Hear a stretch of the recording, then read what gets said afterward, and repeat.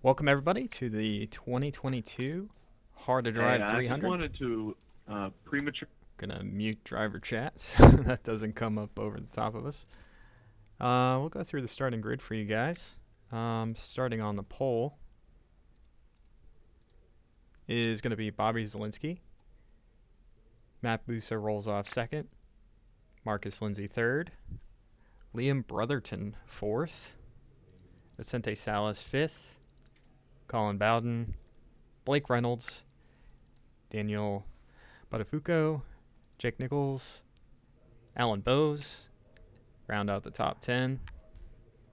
Parker White, Dylan Alt, Jaden Hopp, Brad Wright, Brandon Cattell, Justin R. Smith, Michael P. Frisch is not here.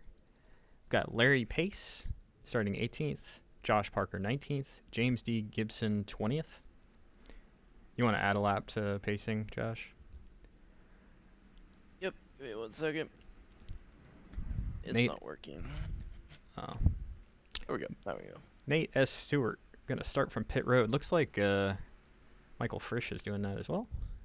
Casey Tucker, Aiden Kirker, Nathan Jurgensen, Sean M. Butler starting 25th, Tyler Gary, Connor Horn, Gabriel Mauricio, James Holzer, Philip McCandless, Gabriel Wood, Eric Smith, catching up to the field here, Thomas Lewandowski, Braxton DeWeese, Blake McCandless starting deep in the field, Ralph Hutchinson, Nicholas Caressel, Ryan Carwile is not on track.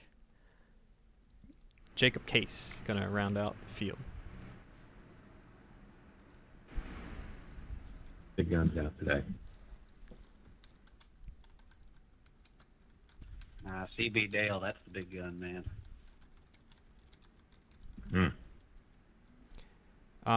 Josh, I wanted to mute driver's chat under green, just so it's the drivers and their thoughts. Only one that's not on their main is Liam. Oh, you want me to do that? I do want you to do that. I will happily I can let explain. you know if you look at my main, that thing is expired. You want to go tell the drivers that? Why would you let the main expire and not the alt? It's so I can have a permanent ego gloat in my mind and not have to worry about it. So I'm 3 years old. Hey, we using the restart zone here? How are we supposed to call out pitting if we don't have driver chat? That doesn't make any sense. Just pit like Mercurio did. As I said in 2014. All right, coming to the green. Bobby Zielinski gonna lead him down.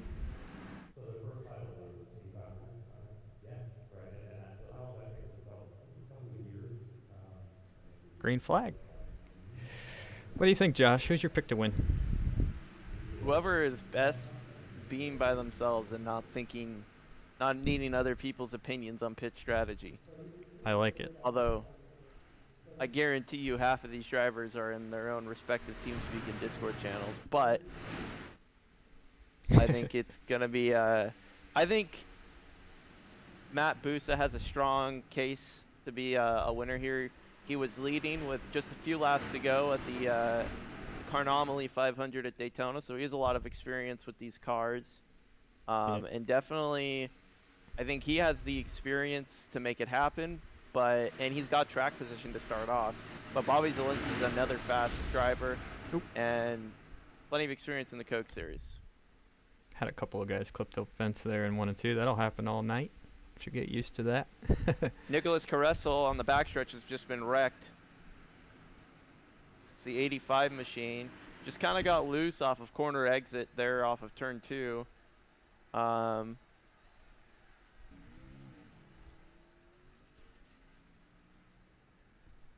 go back. Take a look at that.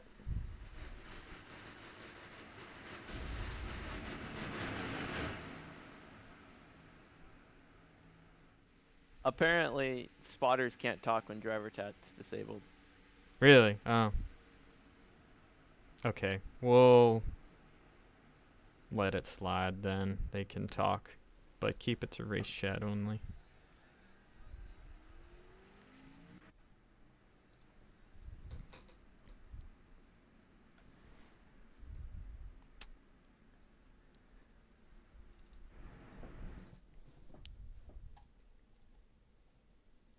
Got a simulcast of this race on the Bottom Split Network.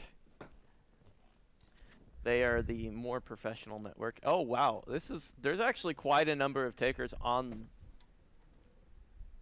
the at the tail end of the field. Yeah. I think this is smart. You know, you got unlimited sets, go for it. One lap can certainly make a difference. I think they did too, so. Or 1.5.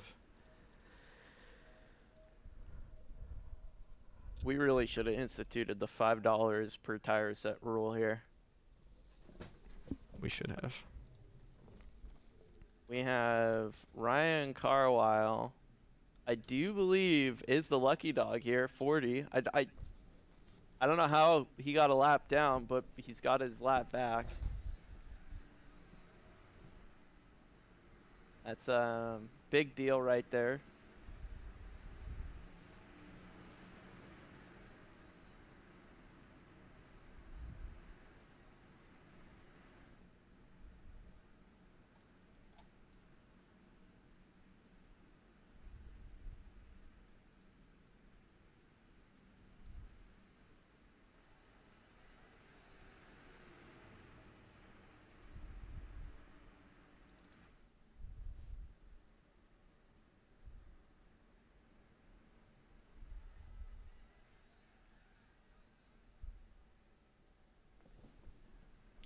I feel like that's a cop out.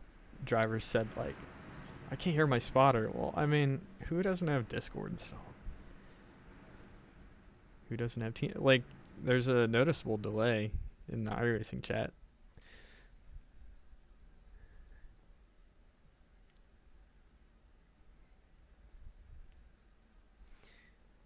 Oh well.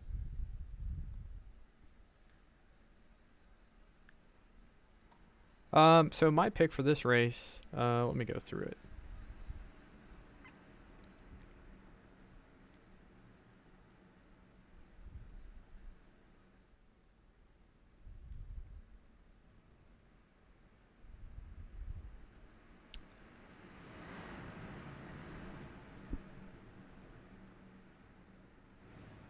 I'm gonna go with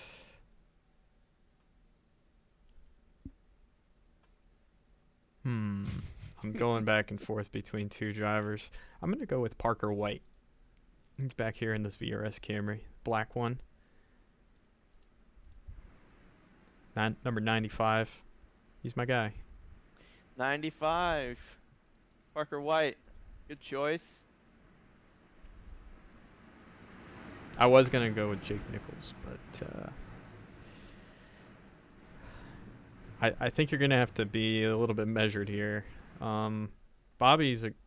I don't want to go with Bobby because Bobby's just like the obvious pick right out front. Marcus is gonna be probably really strong. Marcus Lindsay, he was fast in practice. Also, Blake McCandless back here, he was doing a lot of long runs, so I expect him to know what he's doing after 20, 30 laps on the tires. We should get some long green flag runs this race. Pace cars off. Bobby's going to lead him to the green.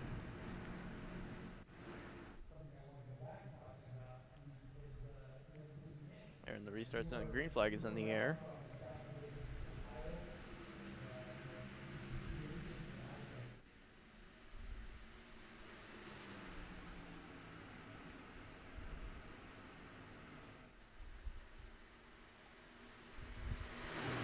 Little 2x2 action towards the rear of the pack. Yeah, we're looking at Jake Nichols and Parker White side by side. Into turn 3. Jake on that inside and that purple unsponsored 91. It's a nice looking scheme with the metallic effects. Yeah, it's a very nice scheme. A lot of these drivers wouldn't have many paint schemes if it wasn't for these special events that we've seen over the last couple of years. A lot of drivers put this car away, and I feel like there's been a resurgence in the last 3 to 4 years of events using these cars. Yeah, certainly has been. James D. Gibson looking low on, let's see, who is that? The Lionel car there. That's a 24 machine? Yeah, that's Brad Wright. Oh, we got trouble. Oh my That's gosh. a big wreck right into the middle of the pack. Oh my gosh. That is the 39 of Aiden Kirker that's involved. Yeah. Hard impact, got sent to the inside wall and came right back up. Oh, he got, let's take another quick look at that. He got turned by Tyler Gary. Ooh. And then comes right back up the track into Thomas Lewandowski and Michael Did- Frisch. Did Tyler Jeez. blink? Let's see. Well, that's unfortunate. I don't if he blinked on my end. I don't know if he blinked on yours. No, no, he's still there. Okay. Yeah, it looks like the 39 just moved over slightly. It wasn't much, but that absolutely killed Michael Frisch. Yeah. That's too bad.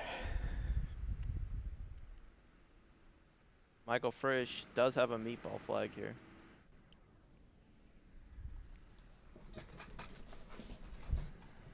We've And got come a down pit split road to services. decision on pit road there. Got a couple of guys coming down. Matt Busa, the 97 of Colin Bowden, and then it's kind of spread out from there.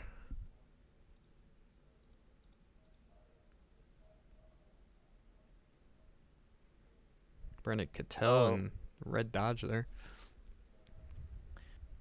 I'm looking at Frisch's car, and it's not terminal engine damage as far as I can tell, but he probably has some significant suspension damage that will need, if I had to guess, 6 or 7 minutes to repair. Yeah. He's come down here into his pit stall and get some required repairs. See if he comes over voice and says how long he's got.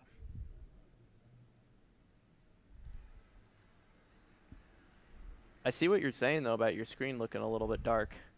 Yeah, it's weird. I'm gonna Are you on an HDR monitor by any chance? Yeah.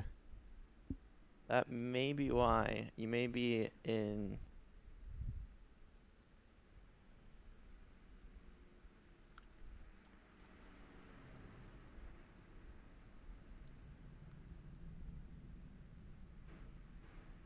Do you have HDR enabled?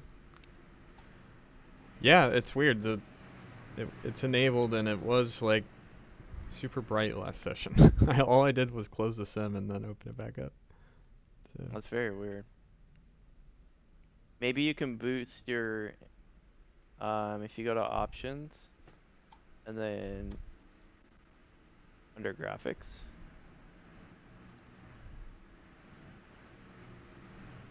And then boost your brightness in the top right corner. oh.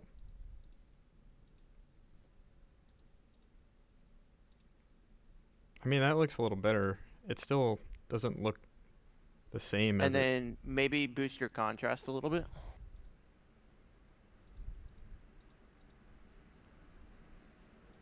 That looks good.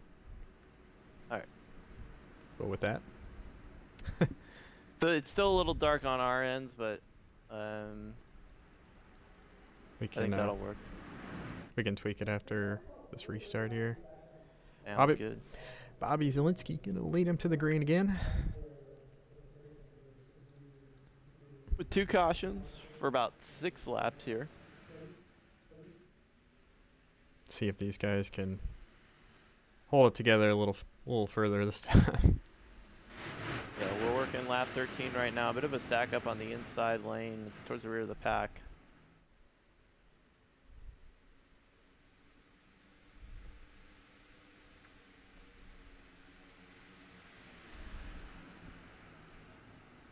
got Colin Bowden here in 21st. He took tires that last stop, so expect him to be on the charge here, make up as many spots as he can. Larry Pace dropping to the tail end of the field. Not sure if he has a problem on his vehicle or in his sim rig, but he is definitely off the pace by quite a bit. Yeah, what's going on there? He might just be trying to ride. Yeah, that's definitely possible. Got some action up here. Yo 2. Sorry, that's the 82. That's Casey Tucker. He's trying to make a move past. Who is that in the purple? Jaden Hop. And that 41 is Josh Parker. Oh. Farthest forward car who has made a pit stop is Colin Bowden, 17th position right now. Now 16th position. Yeah, he's coming. 15th position now.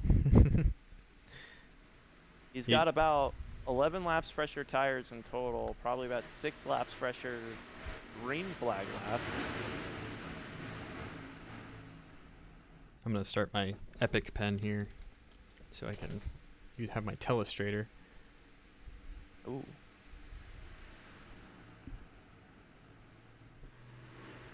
Oh, 45, got a bit of a wreck, got a big wreck, exit of 4. Ooh.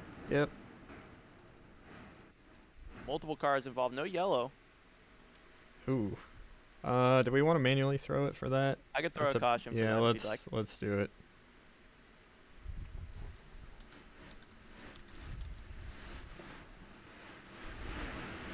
Yeah, that was too big to kind of just let happen. Yep. Maybe that started around the 42 machine. Or 45 machine of Eric J. Smith. Just got I think a bad bump. Off of corner exit. And that just kind of stacked up everybody. Yeah, he had just gotten passed by Colin Bowden. I could be wrong, but I do believe that's where this started. Let's see here on the replays. We enter into turn 3. Just a weird stack up. Oh yeah. James Holzer just kind of got in there a little too deep. And ooh, yeah, it looks like Brandon Cattell got a piece of that. Not too bad on Cattell there. But Yeah, worthy of a caution. Yeah. Justin R. Smith. iRacing says no. Justin R. Smith got a big piece of that. We're gonna have plenty of wrecks that happen off the racing line that won't bring out a yellow. That'll be single car incidents. But that was about 5 cars that wrecked. So I think we get to make those judgment calls tonight. Brian. I don't know if I agree with this. Bobby Zalinski has chosen to stay out again. Yeah, that's could be a head scratcher. I'm not live. Here we go. We've got a lot of cars on pit road.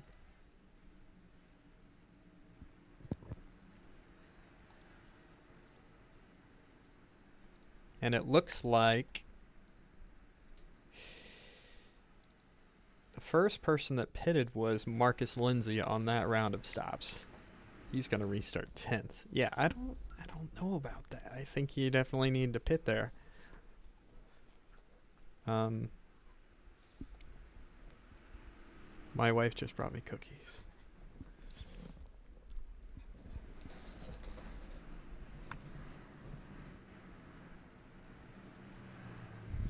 Yeah, so we got 4 people who chose to stay out here. Bobby Zalinski, Jake Nichols, Brad Wright, and Eric J. Smith. Michael Frisch is still on pit road. He's 7 minutes and 10 seconds into his pit stop right now. Thomas Lewowski, he ended up getting off of pit road, and he's now scored 8 laps down from the leader. He had a 4.5 minute pit stall. Frisch is currently 9 laps down from the leader. So That is Got a real close to it. shame for Lewandowski. He helped a lot building this setup. Actually, I think he built the whole thing. And it drives great. And he also contributed $25 to the purse. So that's a real shame because I know he was really looking forward to this race and had his paint scheme from DWC, and I think this was the 2011 season, the nationwide car for Junior Motorsports. So yeah, that's a real shame for Tom. I hate it for him, but that's how quickly things happen here, and it's easy to kind of bobble a little bit down the straightaway. Obviously, just purely an accident, but it was just a bobble down the straightaway. And sometimes, if you're not too careful, straightaways can be even more tricky than the turns with this car. It's just the nature of it.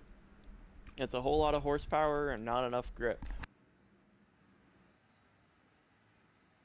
We're about to pass 9 minutes for Michael Frisch. He's 8 minutes 50 seconds of required repairs. Still has a meatball flag. Yeah, former teammates here, Bobby Zielinski and Jake Nichols, used to be on. Well, Bobby still is on Gibbs Gaming, but Jake used to be on Gibbs as well in the eNASCAR Coca-Cola series. Look at who's starting on that outside second row. Colin Bowden has fresh tires. Well, somewhat fresh tires.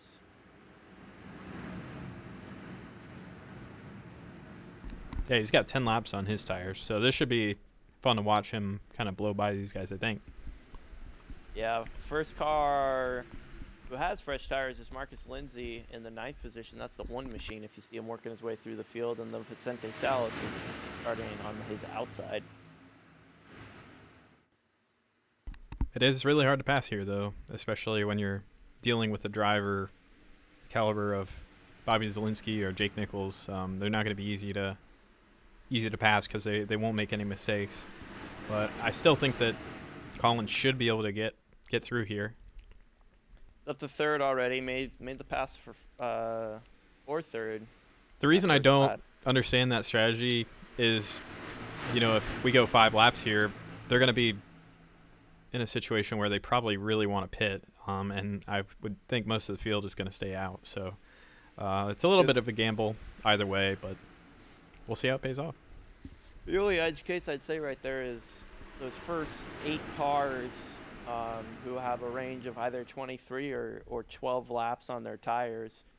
Vicente is working on the inside of Tyler. Gary, as you can see right there on the center of your screen, he's going to be able to make the pass pretty quickly, but last lap, Colin Bowden, not that much faster. In fact, a little bit slower than Jake Nichols by about 4/100ths of a second. Oh, I got a little contact in the 3 there. That was Marcus Lindsay, and the 13, that's Daniel Buttafuoco. He came over the radio and said hello. Hello. Well, That's hello why I there? want a driver's chat off. Just, you gotta deal with it. You're not allowed to, just rage and snap on the mic and all that. Yeah, that's Oh well. fair. Oh well. We'll do it next time. We'll make sure everybody knows the rule Mm-hmm. and has their spotters in the proper Discord channel. Big wreck in turn 3. That includes Cattell in the 80 car and Jake, or Larry Pace, sorry. We got a car upside down. Oh no. The 4 car of Nate Stewart? Yeah. Somehow ended up on his lid, and that is one awkward little wreck. Who should Starts I with the look up 4 in first the- here? 4 in the 88 or 80 car, the 2 origins, and it's a bit of an awkward. Oh yeah, it's almost exactly what we saw. Oh my gosh. Oh, and Larry Pace gets a huge piece. And 85 as well. That's Caressel again. Man, that was just almost exactly what we saw down the front stretch and into turn 3 a couple minutes ago. It's just a slight move. Looks like Brandon might have pinched him. Yeah, Brandon kind of pinched him up a little bit, but yeah, these cars are pretty sensitive to contact like that. You know, it's not like the new damage model is implemented here, so you've got to be a little more careful with the side-to-side contact in very specific scenarios, and the 4 goes for a wild ride. Nowhere Six car- for Larry Pace to go there. yeah, that's unfortunate. 6 car that you see right there, actually, pretty big deal to miss that wreck is the lucky dog. If he would have gotten any contact there, he would not be eligible for the lucky dog. And that would have gone to the 50 car of Gabriel Wood. So, Wow. big to get him back on the lead lap. And Larry was just trying to ride there. So, if I were to take a guess, I don't think any of those drivers are happy right now. Yeah, certainly not. Larry Pace doesn't have a meatball though, so he's free to roll whenever he's comfortable with the amount of damage he's repaired. Nate Stewart and Brandon Cattell both still have meatball flags. Michael Frisch should be noted, he does not have a meatball flag anymore, but still sits on pit road, fixing up some of those broken components and fenders and what have you, but he's currently scored 17 laps down from the leader, by far the most laps down by about 11. And then you have Aiden Kirker, who is 19 laps down, but has withdrawn from the race and has packed his bag and went home. Yeah. Zelensky obviously stays out again. I think he's kind of laid it, you know, he's laying in the bed that he's already made. Jake Nichols as well. They couldn't really pit there and afford to give up that kind of track position. When do you come down pit road though? Like when do you cut your losses? I think that at this point they're kind of hedging their bet that they'll get maybe a 10 to 15 lap run and maybe another caution where they can come down, or if it goes green, you know, they will be able to go another 50 laps potentially. So it's just, I don't know. I don't like being out there, you know, kind of unknowing, not knowing like what my future is gonna entail when it comes to the strategy. Like, you know, we see cautions so many times during green flag pit cycles. So this thing eventually is going to clean up because, I mean, we only have 31 cars on the lead lap already. So it's going to clean up and they're going to eventually go green. So you don't want to just be out there with 28 less laps on fuel. So it's a bit of a gamble, but I think they just didn't want to lose the lead. In Bobby's case, he didn't want to lose the lead. In Jake's case, I think it's a little bit more understanding because you want to gain as much track position as you can, just because of how hard it is to pass, and you know, especially if it looks like he's pretty fast right now, so he wants to just get out here and get out front and stay out front, and you know, he could get that timely caution and where everybody comes down pit road and he can just gain all those spots and net exactly everything he risked as they come down to the restart zone. It'll be interesting. Yeah, definitely. But yeah, I agree. I think I would have pitted. Oh by man, now. Colin Bowden with Eva Ho into turn number 2. He gets second place from Jake Nichols. Good move by Colin. Got a battle back here. Oh my goodness.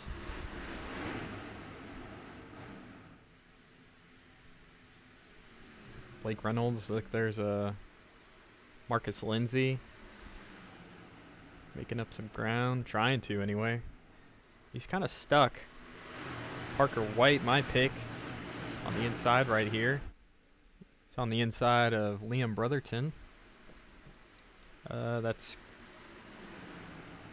Josh Parker right now. He's on the inside of, but Liam's in that Best Buy throwback, number 10. Got a little different logo, but I'm not sure what those letters are.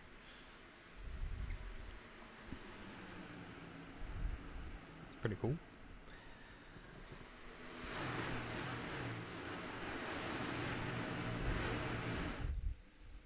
Got another side-by-side battle. I'm gonna pull up the chat so we can interact with the chat here. Oop, went a little too far back. Connor Horn making up a spot. Vicente Salas making a move here on Alan Bowes. Looks like the field for the most part has gone single file, so hopefully this is going to be that green flag run that they're desperately looking for. I'll knock on some wood so I don't get yelled at for the commentator's curse.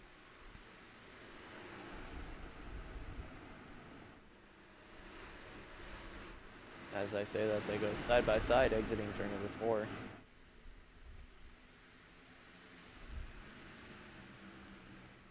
Leon trying to make the move there on Sean. Sean's not going to give it to him easy there. Looks like a slight bit of contact in turn 1. Hard to tell though. Ooh, Sean really awkward off of corner exit. He's going to lose 1, 2, 3, and 4 spots are looking at him. Able to at least mend the wound for 3 right now, but he's battling losing another position to the 95 of Parker White. Who's that pick? Oh, that's your pick, right? That's right. That's my pick. There you go. Parker's struggling a little bit here. In 14th, he's made a pit stop. Just struggling to make up the ground he needs at the moment. Then a push from the 42 machine of Dylan Alt from Sacramento, California. Dylan's going to get that push, get the 95 by the 32 of Sean Butler.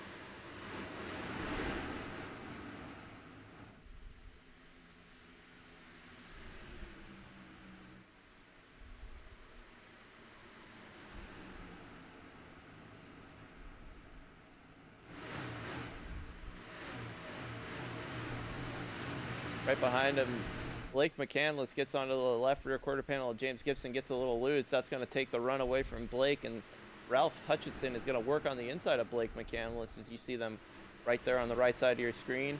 As we see Gibson, he's going to try and work on Sean Butler, center of your screen right there. I'm trying to get the fastest laps off of my tower there, because that's pretty useless.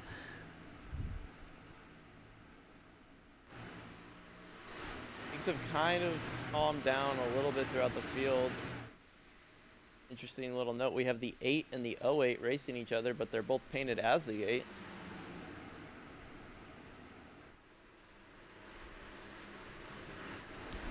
If 2 cars are numbered 8 and they're racing each other for a position, would that be the 8 debate? Ooh. Ooh. Considerations to be made there. We've got our last lap pitted on the screen here, so you can see Bowden there. He's the top car with who has taken a pit stop so far. And then we've got Vicente Salas, who pitted on 19, as we see Parker White trying to make another move on Alan Bowes. He's going to do it. Clears him. Working lap 39 of 220 at the moment. Yeah, long race. Yeah. Who decided that? Seriously. Do you have a way to show the lap counter, the top rather than the time? Oh yeah, what the heck? I thought I had that all set up. I think when my computer crashed earlier, it reset some of these settings. Hi, Pontiac Kid. I must have missed it, but Colin Bowden is in the lead. Oop. By half a second now. Yep, we missed that. Sorry, Colin. Congrats on getting the lead there. Anyway, back to the action here. Vicente is the farthest car forward that has the freshest set of tires, I would say. He's battling the 45 machine of Eric J. Smith. He's going to get the pass right here into turn number 1. And now he's going to close down. He's officially in the top 5. He's about a second, 1.4 seconds behind Brad Wright and 2.5 behind our leader, Colin Bowden, in the 97 machine. We see a little bit of a side-by-side battle behind Eric J. Smith.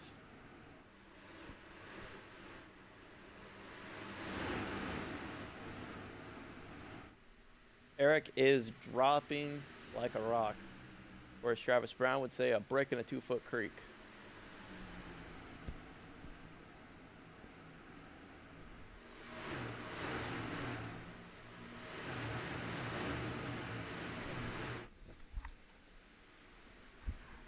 Lap counter. That's what I was looking for. 4 of 220. Oh, sorry. 42 of 220. There we go.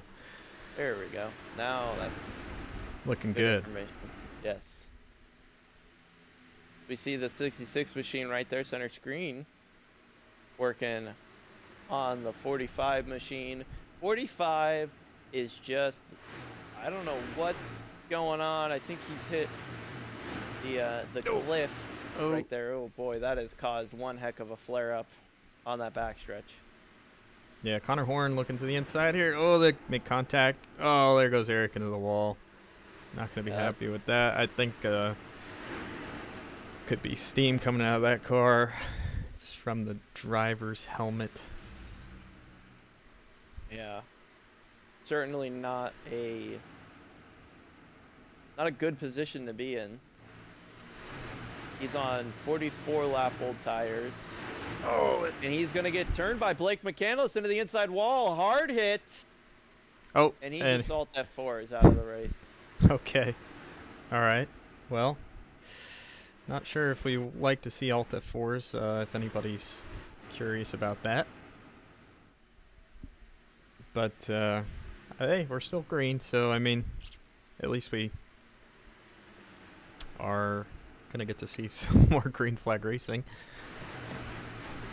Don't alt F4. That's against the iRacing Sporting Code, I believe. So we're following the iRacing Sporting Code for this one. So yeah. Nobody likes an alt F4. Oh, and James D. Gibson's absolutely struggling right now. Let's go on board with him.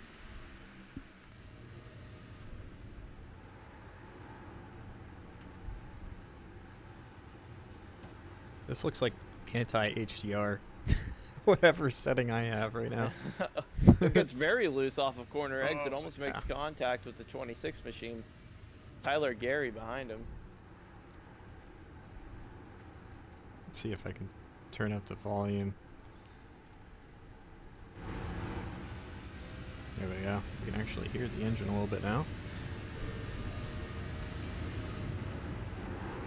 Yeah, this is not easy. Oh man, he's fighting a condition right there. Tyler Gary's going to get a good run. He's going to be on his inside right now. You can't see it, but you should. Oh, Tyler Gary thinks better of it. Backs out. Slight contact. 75 into the wall. Wow. Oh, he just took out the 8. Oh, and he gets wrecked. Oh, that's gotta be a caution. Yeah, that's it's definitely a caution. Yeah, that was going to be a caution regardless. I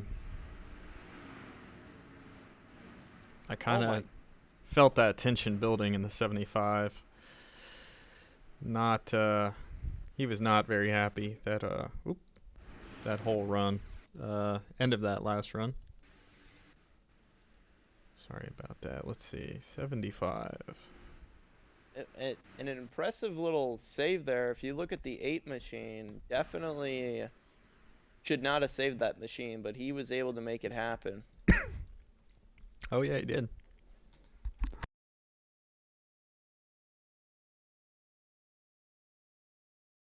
Oh, that collected so many people. Oh. Oh. Ryan almost missed that one. I would be very shocked if people stay out here. And that the leaders have come down pit road. No one's staying out here. Yeah, so the gamble kind of paid off there, especially for Jake Nichols. Bobby slips back a couple of spots. He was leading to begin with.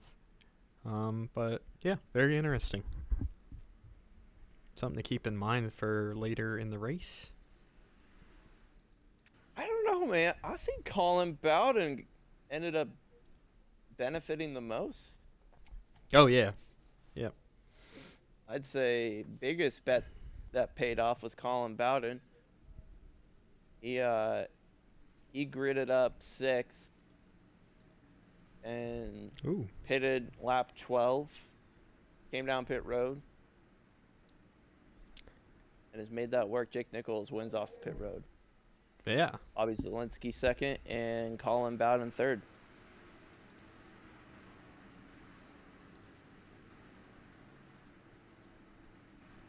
Looks like Connor Horn might have gotten a black flag. Oop, he's going down the backstretch pit road here. Not used anymore. Used to be used. People were not too happy about the backstretch pit road here for a number of years, and it has been decommissioned. But it is used for a couple of different purposes. They use that space in between that inside pit wall and the pit wall quite a lot for like just pre-race stuff, and I've been down there before. They don't let you over there, obviously when the race is going on, but got to meet David Pearson right there, so that was cool. Nice.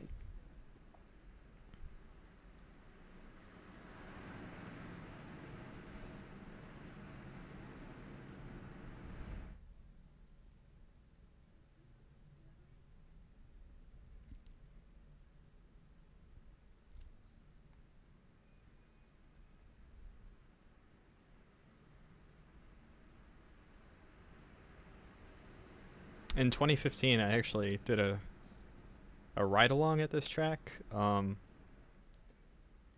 It wasn't in a cup car, but we went pretty fast. It was really fun. Well, what and car was it in? I'm trying to remember.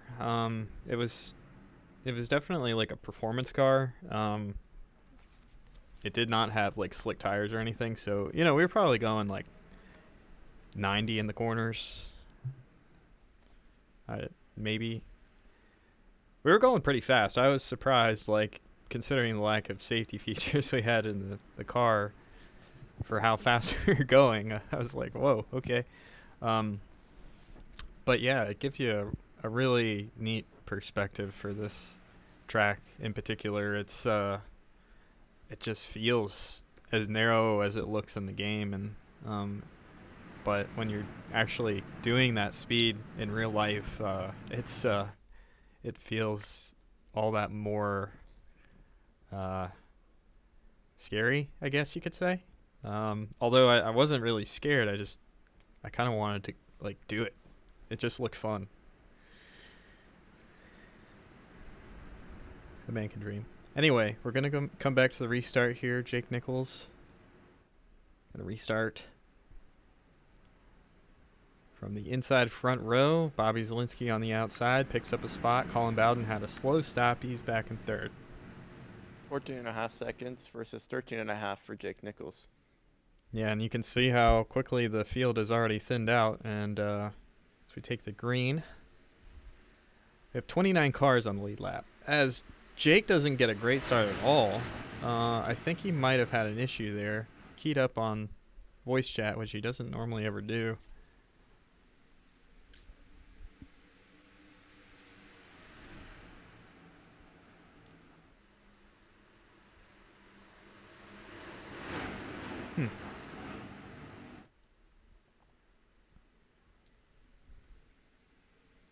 Jake's gonna let him go here.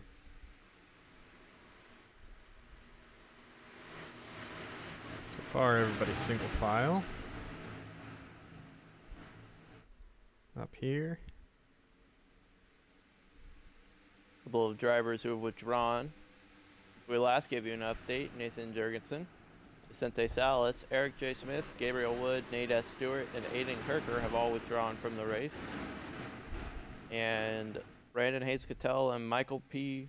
Frisch.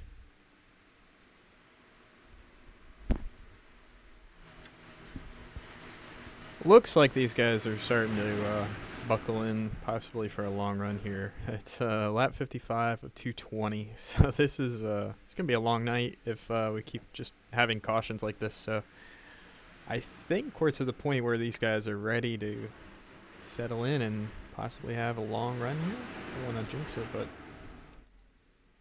Well, I mean, it's interesting because that whole last run, we had so many different strategies going, and somehow that caution was just at the right time that it forced everybody back on to basically the same strategy. If we go for a green flag run here, I mean, I don't know how many different options you have. You can try to push your tires a little bit longer, but I think you're on a tire limited run here, not a fuel limited run, right, Brian? it's tough to say. I think if you obviously drive way too hard, it's definitely tire limited. And it's kind of tire limited just because of the fall off. I think, you start falling off to the point where I think it's hard to know. I don't exactly know what number you fall off to, like 40, 50, 60 laps into a run. I think that kind of remains to be seen. Plus, we started with 0% track state, which is gonna like really wear the tires. So I think you're right. We're tire limited. Definitely, people are. I've seen crazier things. People are gonna try to stretch it as long as the fuel will allow, just to try to catch that caution. But that will be very fascinating to watch. And I don't really have any of the numbers, so we'll just have to find out.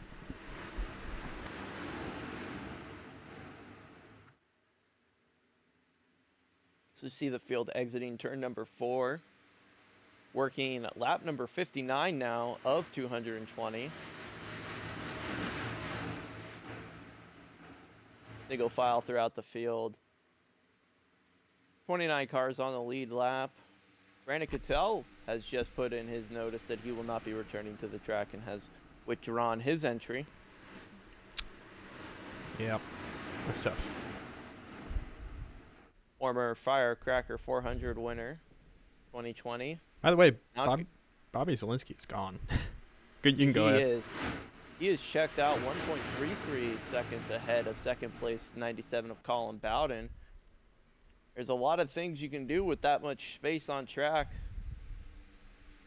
But I think one of the things you won't be doing is worrying about those behind you. If you can just keep those tires on, keep that pace up, it's going to put you in a good position over a long course of a run. He was a tenth of a second faster last lap, and this time by, he was another tenth of a second faster. So he is continuing to gap himself over the rest of the field. Yeah, and we've got the last laps pulled up here, so you can follow your favorite driver and see how fast they're going. Bobby, the fast car on track last lap. He looks like the only driver in the threes. Yeah, he's fastest by almost a long shot. I'd say not a tenth of a second, but 4/10 of a second. That time by he was 4.5, and that time he was about a tenth of a second faster than Colin Bowden. Yeah, 1800. So Nearly 2/10 of a second, actually.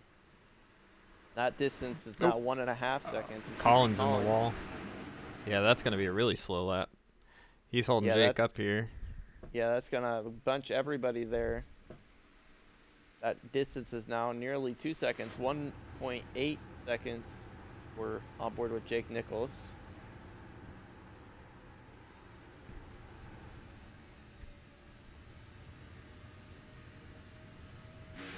I think Colin has a little bit of right front damage, and that's slowing him down right here.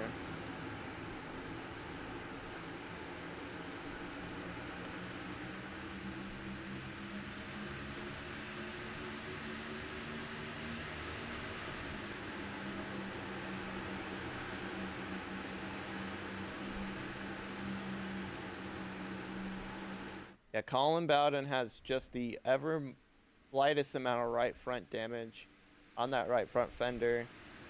That's gonna slow him down not a whole lot visually, but over the course of 40 laps, that's gonna continue to build a gap. Jake needs to get around him. Like, that needs to be a thing he's done yesterday. He is currently losing time to Bobby every single lap. Last time by, it was 7/100ths of a second.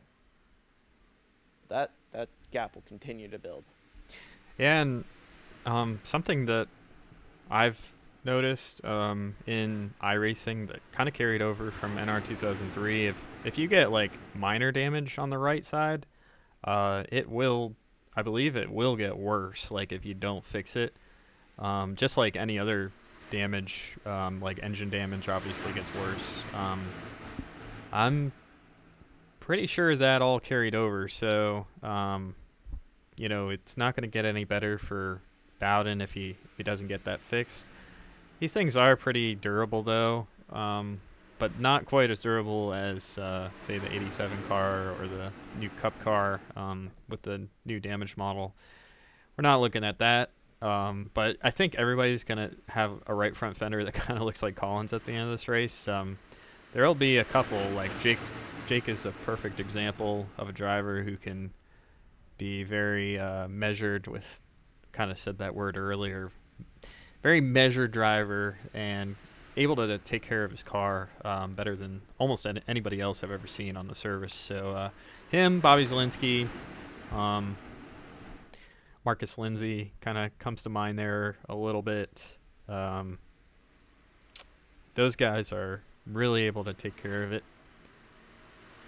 Blake Reynolds too. Just always maximizing everything. All these guys are really good, but some of them, you know, Colin is one of them. He likes to push it, and he's not afraid to scuff up the right side and get the old Darlington stripe that we always talk about. Yeah, that is definitely true. Is Bobby Zielinski is rapidly gapping, although I will say his lead, believe it or not, has shrunk by about 0.2 of a second over the last 5 laps. Colin is starting to catch up to him. Yeah, we're looking at Sean Butler. I think Bobby could have burned his stuff off a little bit. Like I don't know. I don't think it's necessary to get it like a 2-second lead there, as he's about not quite 1/10 of a second off of Bowden's last lap, but still, I think that's not going to get any better. I think he's going to try to manage the gap that he has right now. I don't think he's necessarily going to extend it much further. Yep, at about lap 15 of this run, Bobby started to kind of hit a plateau of being faster, and it looks like the balance has shifted into Colin's hands. As that last lap, he was in a almost exactly 6/100ths of a second slow. Oh, he got into the outside wall there. That's Well, he already scuffed it up, so you know it's still pretty much scuffed up. No difference. Yeah, this is true, but not gonna gain time this lap. Unlikely. Although sometimes hitting the wall here can be a little faster. We'll have to find out for sure. The numbers won't lie. 75 machine of James Gibson has now taken his car behind the wall and has notified our team that he will not be returning to the track. Bobby is starting to struggle here.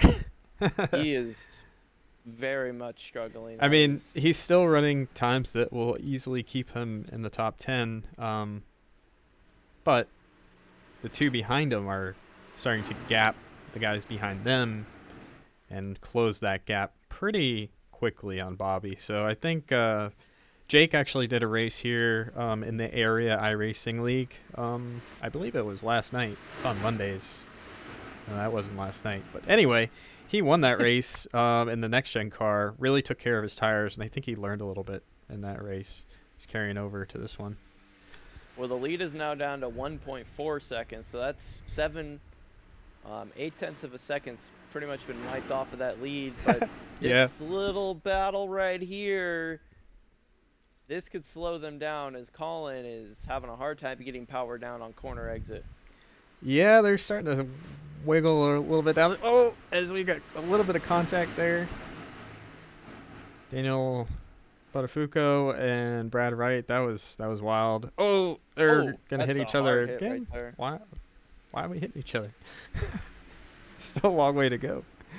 I think you're starting to see some comers and goers now. You've got some guys that took care of their stuff and some guys that didn't, and now we see almost a little bit of chaos, to be honest with you. Yeah, this is you're gonna see there are the people who have, and there are the people who have not saved their tires, and you will quickly see the haves and the have-nots coming through this field. Yeah, Bobby's kind of picked it back up a tiny bit. He's not like losing it in large chunks anymore, but he's still losing it. So, but anyway, this battle is raging back here for right around the back half of the top 10. And you've got guys like Sean Butler and Tyler Gary looking to make a charge here up inside the top 10. Bobby Zielinski was faster than second place Colin Bowden in that last lap, for what it's worth, but only marginally. We'll keep an eye on this battle right here, and if anything develops up front, we'll let you know. Blake Reynolds and Parker White side by side. That's the first side by side battle. That is very quickly probably going to change here, though, as Jake Nichols is looking to set up some sort of pass on the 97 machine. Not quite there yet. Has had a couple of opportunities off of corner exit. As you see, the 97 is getting very loose off corner exit. 91 is just waiting for that to be just a little bit too loose to capitalize. 97 is still faster than the 18 machine, though. Casey Tucker side by side here. It looks like Blake Reynolds is gonna take that spot. Let's we'll load up the position change widget here.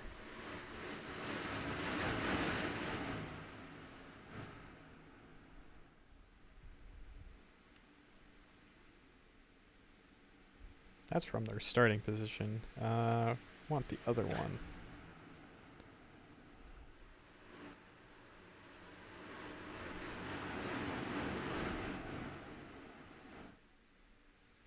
Man, that last lap, Zielinski was a brick compared to the two behind him. That lead is now down to a second. That was almost a 10th and a half that last time. Yeah, Actually, that almost was 2/10. almost 2/10. Yeah, they're coming, and when they get there, they'll be able to make a move. If you're that much faster, it's really not going to be a contest. But we have to see how Dirty Air works too. As Sean Butler makes a move here on, I believe that was Casey Tucker. That was 16th. Liam Brotherton. Oh, we do have the position. So every time you see the green over here on the left-hand column, that's your driver moving up, and the red is moving down. So got that set up for you guys. Jake Nichols just got around Colin Bowden, and Colin Bowden is very loose. Oh my goodness, you almost lost it. Sorry, didn't mean to cut you off. I think Colin has hit the wall there as far as where his grip is at, and I think he's overheated those tires just a bit too much, trying to keep in front of Jake. Josh Parker had a bad lap. He lost a handful of positions, and he's got a lot of damage actually on the right front there. That's not good.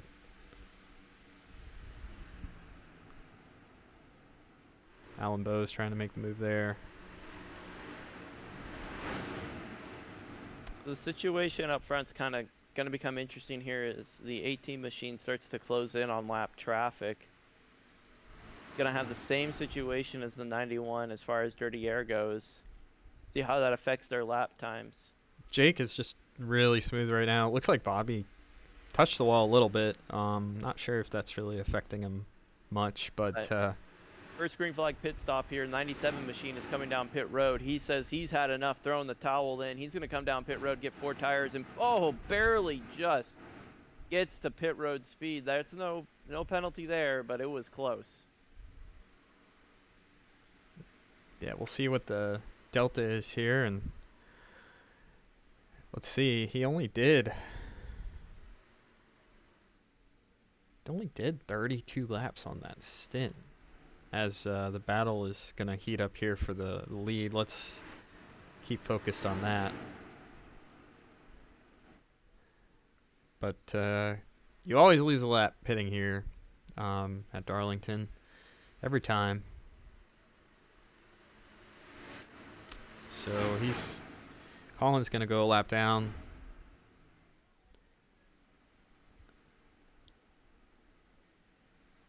On with a 14.4 second pit stop. Yeah, he's coming off pit road right here. So he lost about a lap and a third. But he'll be much faster and come up right through this pack. He just exited behind. Jake's doing a great job. Just really hitting his marks. Smart. Just methodical. Hasn't put a wheel wrong all race. I believe he played the strategy perfectly there to get to second.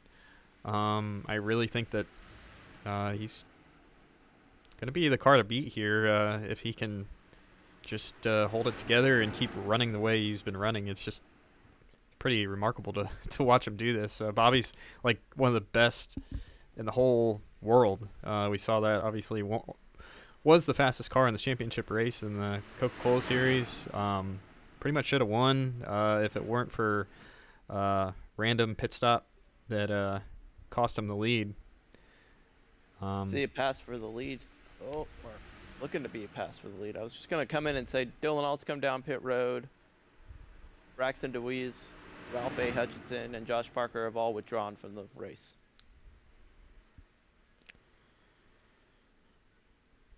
Sorry, Brian. Oh, yeah, no worries. Anytime, I'll just ramble on sometimes. Just to point out how fast new tires are, that last lap, Colin Bowden was a 31.09, and the last lap for these two guys, 33.3. That is a 2.2 seconds slower per lap on these older tires.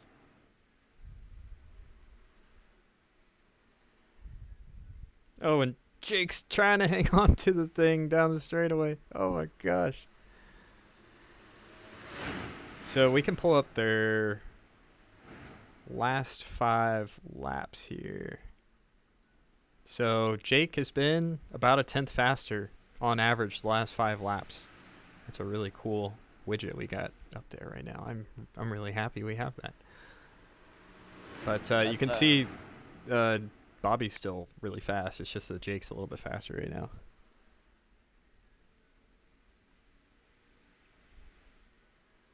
Marcus Lindsay up to 3rd. Kind of forgot to mention that. I'm actually down to 4th there, but solid run for him. You can see Colin Bowden already looking to unlap himself.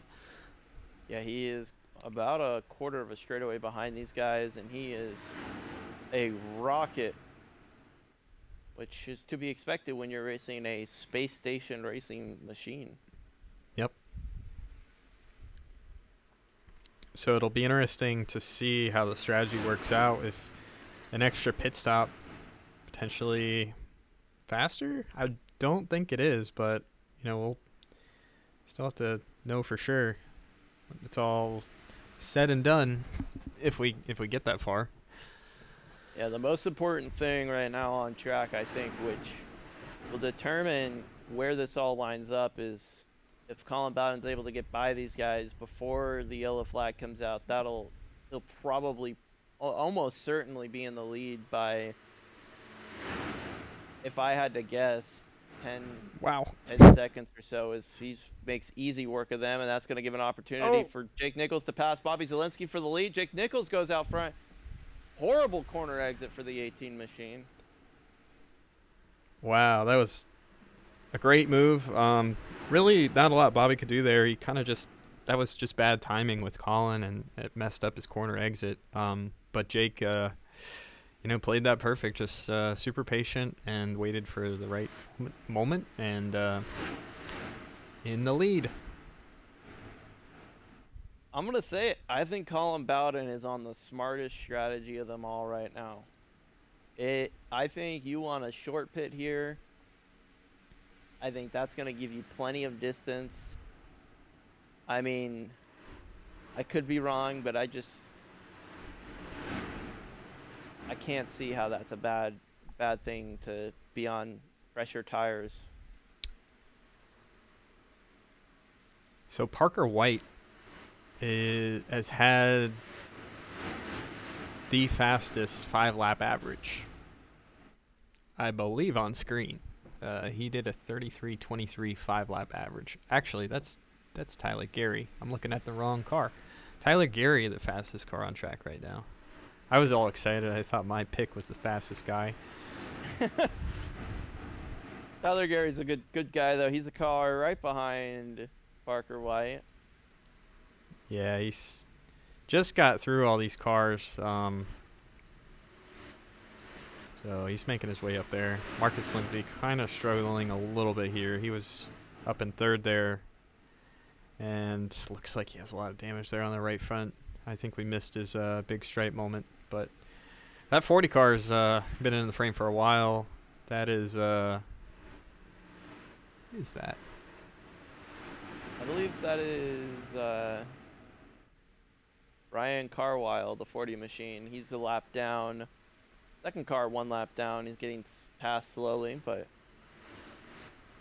40 of Ryan Carwile, 1 lap down, and looking to just try and maintain here and let the green flag pit cycle all play out and hope for a yellow after it's all said and done, so he can get the lucky dog here. And look at this. This is a nice little lap time right here. The 40 machine actually does come down pit road, so that will end that chance. So Blake McCandless had one of the fastest laps, if not the fastest lap, the lap previous to this one that just popped up. So Blake's coming alive here. He's now inside the top 10, just got by Marcus Lindsay. If there's any person to push a fuel run, I think it's going to be Blake McCandless. We'll see how far these cars can go. Looks like, Blake Reynolds trying to make a move for the lead here.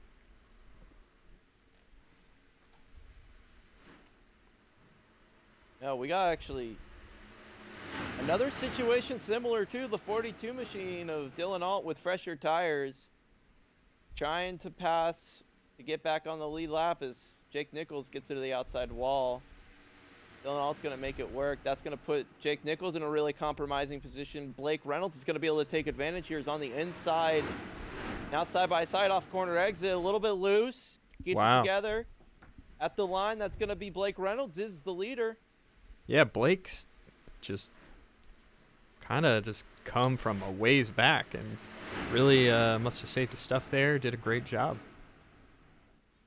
And we got Alan Bowes as well. Starting to come. Yeah, but that's going to be a battle between him and Bobby Zielinski.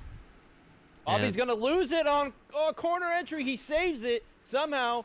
He's just going to take his losses and come down pit road. I don't know if that's a penalty hitting the orange cone there. We'll have to find out. I don't see any black flags here on race control side. I think that's going to be okay, but that was one wicked turn number 3. About wrecked it as we see Alan Bowes passing the 91 machine to go into second place. Yeah, it looks like Jake's going to pit here. Oh man, I'm currently indexing right now just to see where this is going to put. I think Colin Bowden is going to come out in the lead if this all cycles out and be out, if I had to guess, his own lap. 11 seconds in the lead. That's what I'm looking at right now. 11.2 seconds in the lead. 12.2 seconds in the lead. And I just hope this thing stays green because I am so interested to see if this. Gosh, I always think that people overshoot their stalls because the stalls don't line up with the driver's actual stall. But anyway, yeah, I just want to see this go green so these guys can really show what strategy they're on and how it'll all play out at the end. That would just be amazing. So my pick is just withdrawn from the race. That's Matt Booth. Can I go with my second pick, which was Zelensky? Yeah, well, why not? Okay, thank you. Colin Bowden is Oh. up into the top 10 and into the wall. Your leader's pitting, Blake Reynolds, coming down. That was pretty smooth, all things considered. Parker White, my pick, is the leader now, so There you go. Look at that. it's my pick. So we got the McCandless brothers have still stayed out. That's Philip and Blake, 7th and 5th. And there is a Colin Bowden is very, very quickly approaching the tail end of this lead pack. Well, you were right, Josh. This is definitely tire limited because after 50 laps, they can absolutely go further than this.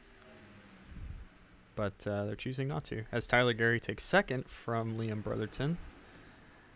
Parker White's and Blake McCandless are the two fastest cars on track that haven't pitted. I actually do think that Bobby Zelensky, I apologize. I think Bobby Zelensky got a penalty on pit road. He had a 54-second stop. That Oh, would probably include a 40-second pit hole plus a 14-second pit stop. He is 2 laps down right now. First car 2 laps down. And that is a hole that he's going to have a hard time getting out of. This pass right here is going to be crucial. This will be the pass for the cycle leader, which will put him 1 lap down and at least back in the battle for the lucky dog. But he's going to need at least 2 cautions for that to happen, or a hell of a drive. yeah. I actually hit that cone in Road to Pro because a car was spitting, and it was either hit the cone or hit the car. And I really, really, really thought about that one for a long time. So when Bobby hit it, I kind of got some flashbacks there. Yeah, that's unfortunate. Just one of those things where he was trying to make lemonade with a lemon, but ended up just getting lemon juice in his eyes. So not a good situation. What a great analogy. Thanks. Sean Butler on pit road. Now Sean needs a little bit more time in these cars, I believe. He's got a ton of experience with the 87s. I think everybody could use a little more time in these things. Should start a league or something. Maybe do the Cardameli again. That'd be cool. Oh, you mean the COTs? Yeah. Yeah. As looks like Jake Nichols unlaps himself. That should put him on the lead lap. So right now I'm looking at it. If this all cycles out, the leader's going to look like it's going to be Colin Bowden, Dylan Alton second, Brad Wright in third, Jake Nichols in fourth, Blake Reynolds and company all the way on back. So it's going to be a very interesting cycle out here. As Parker White is working lap 57 on his tires right now. Liam Brotherton almost spun off too. That was a drift. Yeah. So Parker Liam might is be. coming down pit road. Parker could be trying to eliminate another pit stop from this whole equation with how far he's staying out. It'll be interesting. This is interesting. I'm not sure if I agree with it. As it stands currently, there are 1, 2, 3, 4, 5 drivers who have not come down pit road. We got one taker right here. That's going to be our leader. 95's coming down pit road. So he says, no thank you. I'm done with these set of tires. Give me 4 freshies so I can go out there and make some fast laps. That's going to move Colin Bowden up to third, and almost on schedule, Blake McCandless one of actually both of the McCandless brothers are still out saving fuel and saving tires. Oh, as Blake is really sideways on the backstretch there. He's coming in.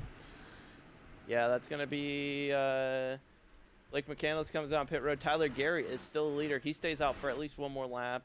4.5 seconds behind Tyler Gary is Colin Bowden. First car on, I guess at this point, somewhat fresh tires. I wouldn't call them necessarily fresh at this point. 28 laps.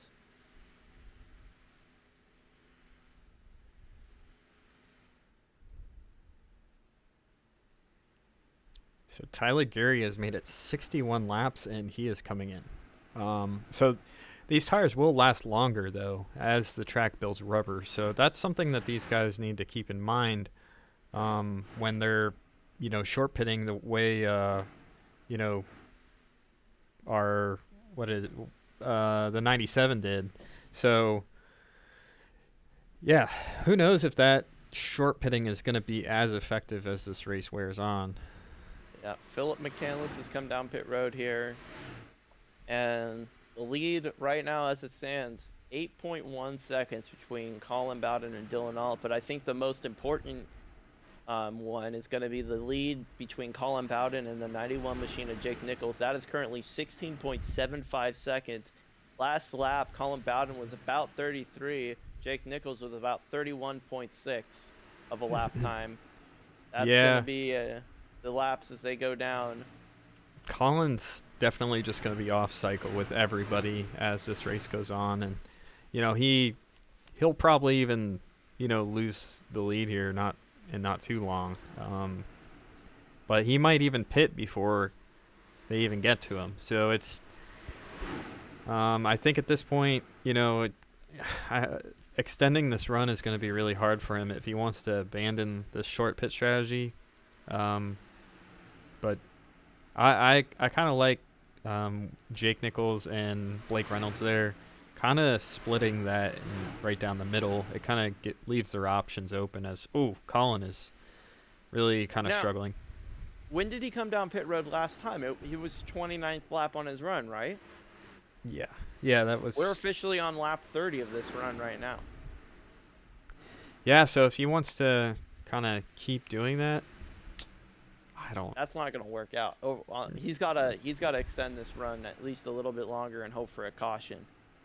Yeah, I think he needs to start running obviously more than 30 laps. I mean, you're going to be pitting all the time, so that's not going to be faster. I think over the course of the next we've got 100 laps to go. I don't think you want to make 3 pit stops. Yeah, one driver I'm keeping my eye on just for experimentation right now is the 00 of Larry Pace. He's 63 laps into his run. He's the only car that has not come down pit road for service at this time. He just passed pit road not too long ago. I'm very curious to see if he's going to come down pit road. If he doesn't, that'll be 64 laps. And that means you can at least get that much on fuel. Not sure if it's pace savings or what. Is that Colin Bowden? Yeah. We see he is fighting a car that is fighting back, and yeah, Colin destroyed the fence off of 2. I think his car is broken at this point. Like it's gonna be significantly slower now. Yeah, there's not much you can do there. I mean, I want to see where he's at on our incident counter. Just kind of insecure down the straightaways too. He's only got 2 incident points, which is actually I think he just got those 2 as well. He pounded the wall off of 2. Let me look at our session events, and yes, he did. That was lap 115 is when he got those 2 incident points. I think the battle that we really need to pay attention to is this battle between Jake Nichols and Blake Reynolds. As if you remember, Jake peeled off 1 lap before Blake, and so now Blake's right behind Jake, and these 2 guys were really fast, but they were right in the middle of that pit window. So I think this will be an important battle. Trying to remember who all else was really fast there at the end.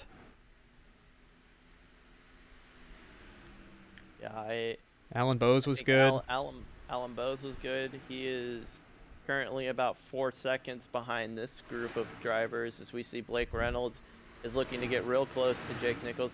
Now, the best thing that Colin Bowden can hope for, and Brad Wright and Dylan Alt, is Jake Nichols and Blake Reynolds here getting very aggressive with each other, slowing each other down, making them work lines they don't want to work, and wearing those tires out. If they can see that happen, that'll wear those tires out, and they'll last a little bit longer. Yeah, and the rubber building up is definitely going to help. So, but looks like Brad Wright is going to lose the second spot. It's a little tight off at 2 there, but they make it work. Jake gets a little nick on the right front fender there. 4.3 seconds and a whole lot of fresh tire underneath him to close that gap to Colin Bowden.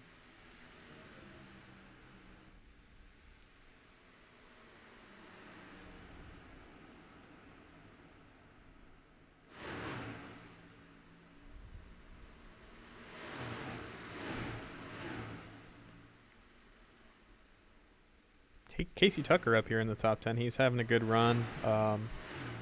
He's on lap 19 of his stint. He must have had a good pit cycle there. Some of these guys went a lot longer, so. Just want to point it out, Larry Pace still on track, working lap 69 of his run. Nice. That's gonna be that just blows my mind. I didn't think you could go 70 laps. As Colin Bowden comes down pit road, oh man, that side of that machine is used up, and the end of an era has occurred. Larry Pace is making his way down pit road. 69 laps. That is how long you can probably push your fuel here. Which, as you said, you can go longer on tires, so that kind of gives us an idea as the track rubber's in, just how long you might be able to push tires for. Yeah, so the battle cycles back to Jake and Blake. Nichols and Reynolds, these guys have raced each other a lot in the Coca-Cola series. Just kind of solid and steady drivers. I don't really see these guys getting in each other's way, really. I think that Blake knows the situation here. If they can, if they can just ride in this formation and not give up large chunks of time, I think that's in their best interest, because they don't know exactly how much time they're going to give back to the guys that pitted later on in that sequence. As Philip McCandless looking to unlap himself. He's in 17th. Solid run for Philip. I've not seen Philip race this car too much, so definitely a good run for him. Still out there. More than a lot of these guys can say as far as damage is concerned.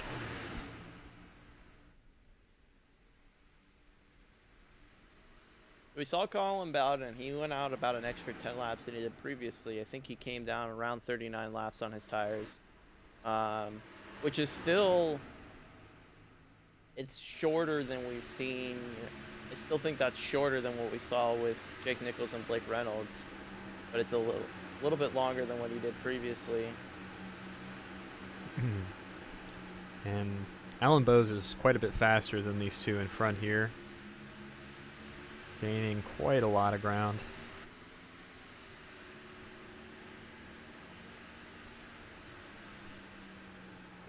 So it'll be interesting to see if Alan can get up here and close up that gap. He's still 3.7 back, so it's going to take some time, but I definitely think he can do it. Yeah, it's gonna be a little bit of a job and a task to make that happen, but it's definitely not unobtainable. I just want to point out Ryan Carlisle taking his car behind pit road, says I'm done, I'm taking a break. And after 115 laps, Michael P. Frisch and a 70-minute pit stop has said, you know what, I don't think it's worth coming back in. Yeah, only 17 cars on the lead lap here.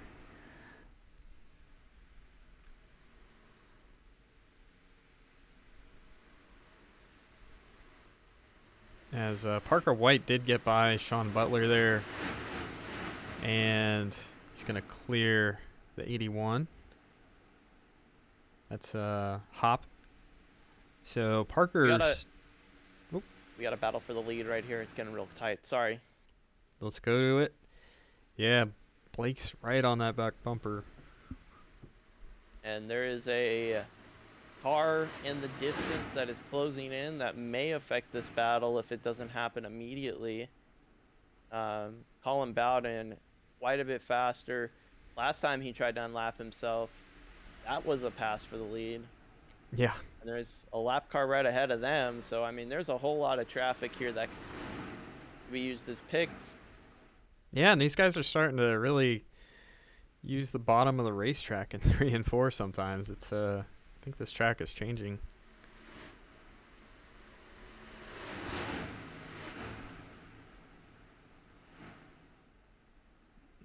Blake is faster for sure, but not fast enough to you know, really make this easy for him. And who's right there? The 97 machine. Looking to make a move. He's going to do it here. That's going to force Blake to stay behind the 91, not offset or anything going into the corner entry here, but that's going to be an awkward position for the 91 machine. He's going to be higher. 66 is going to follow up in ninth. 91. Oh, it's a tight race. Oh, 91 clears him. Still maintains the lead. That was professional. Guys are the best of the best. Nick Nichols, he's a former Coke Series driver, correct? Yep. Yeah. Doesn't have a black stripe now, but certainly has the experience and has had it in the past. Yeah, Liam Brotherton just gets by Sean Butler there for 8th, or 7th, excuse me. Casey Tucker around Brad Wright. That last lap as Brad Wright is really kind of falling off here. 66 on the inside of the 91. 91 taps the outside wall. 66 clears, and we got a new leader. Blake Reynolds out in front. Yeah, Jake is patient too. He knows what he needs to do. You know, right now Blake's a little faster. Let him go. But yeah, Blake has been super smooth. One of the cars to beat here for sure. Alan Bowe's definitely closing in, but it's going to be Blake Reynolds setting the pace here for a little while. As they're really not going out to that wall. At least these two guys, not really utilizing that outside line that is so typical of 3 and 4 at Darlington. Very interesting. Got a bit of a battle here between the 1, the 32, and the 24 machine, all for position 7. They're trying to make something happen here, and it is a tight battle here as we see the 26 also wanting to do 3 wide off a corner exit. Oh, that is... Oof. Tyler Gary, close. He's the big winner there. Tyler Gary's got some of the freshest tires out of that group. 23 laps. Sean Butler ahead of him, 29 laps on those tires. I think Gary's going to have to just be a little bit patient. Sean Butler in the 32 Dodge Pennzoil Charger has been having a little bit of corner exit issues, not been able to get the grip down that he wants, a little bit loose, and the one machine's going to also be able to take advantage, pass him on the inside. Oh, 24 has come down pit road. He takes a shallow entry there. He almost hits the barriers. I always like taking a late entry into pit road. So that was interesting. Not too late. Yeah, not too late. I'm just keeping tabs right now on who's the lucky dog because this can make a big difference over the course of the race. And if a caution were to come out right now, believe it or not, Bobby Zielinski would be the lucky dog. There you go. Yeah, that would be big. Yeah, that would be a big saving grace in his direction.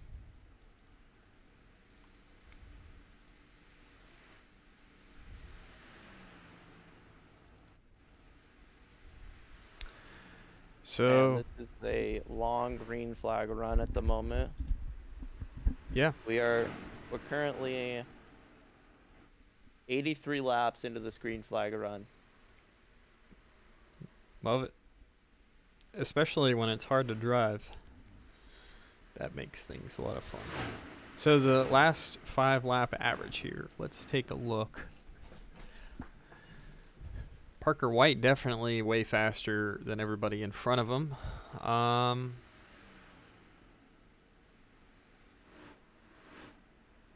It looks like other than Colin Bowden that Parker White is gaining the most ground here. Got a really great last 5-lap average. Nichols is 33.16. That's quite a bit slower than a lot of the guys around him. He does have that gap, but kind of falling off a little bit here. Do you think we'll see another yellow before the end of the race?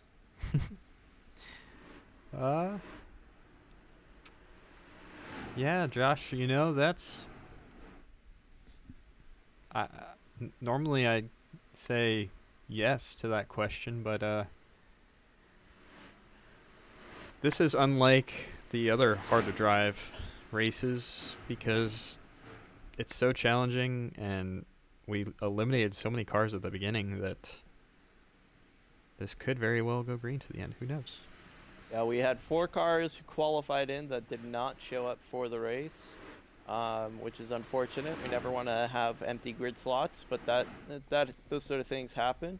And we've eliminated all the pretty much from P25 on back to P39. So that is just over half of the field is there. I would say about 55% of the field is still running at the at this present moment.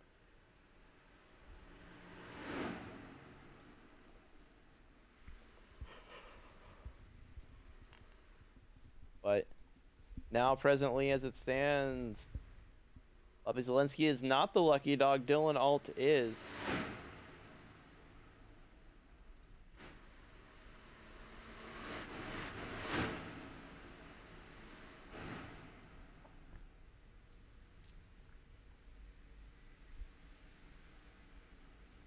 Now, looking just as far as strategies that Zalenski may be having to look at here is, if a yellow does come out and he's not the lucky dog, he could stay out and more than likely get the wave around to get a lap back, and then just hope for a quick yellow shortly thereafter. It's not guaranteed, but it is possible. We saw several cautions start this race off, but we do have a smaller field now, so there's less chances of conflict.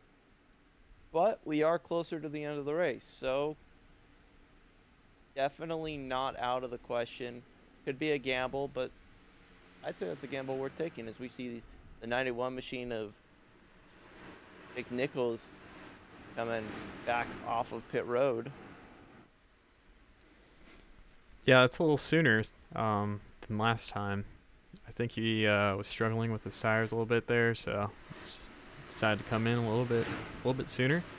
And this will definitely put him out in the lead by quite a bit for a decent amount of time. And then, you know, I think he's looking for a nicely timed yellow before he gets passed back. Ooh, as he gets held up there by Casey Tucker a little bit. But yeah, that's smart. You know, if you're struggling, just come in. You know, he's only back to 16th. He'll be back on the lead lap probably here, or in the free pass position here soon, I believe. So yeah, not a bad strategy call. If you're struggling, just come on in. That's quite a ways back to Alan Bowes. Alan really started losing time to Blake Reynolds. Blake really took care of his tires that run, better than pretty much everybody. But Parker White, my pick, is he's still faster. He's just about a straightaway behind at the moment. For those of you Brad Wright fans at home, he got a pretty unfortunate speeding penalty that's gonna pretty much, he said, you know what, I don't think I'm gonna be able to recover from a speeding penalty this late into the race. He has withdrawn his entry and has gone home. It's unfortunate.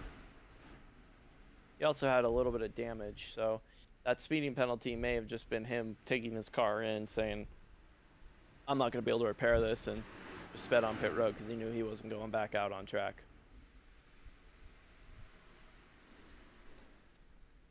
Boy, this is a grueling run. Like, these guys are going to need a shower.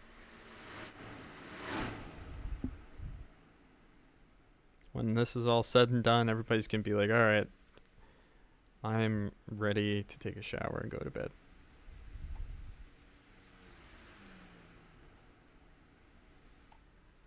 You know, I feel like I would have expected the rubber to be a little bit more pronounced on the racing surface this far in, but it's still looking very similar to how it was before. Maybe I don't know. Do you feel like it's rubbered up more? I don't really see a difference. It looks like it hasn't. Graphically, I don't know why. I just don't see as much rubber buildup as I used to. Maybe it's just a setting they changed, but Could very well be.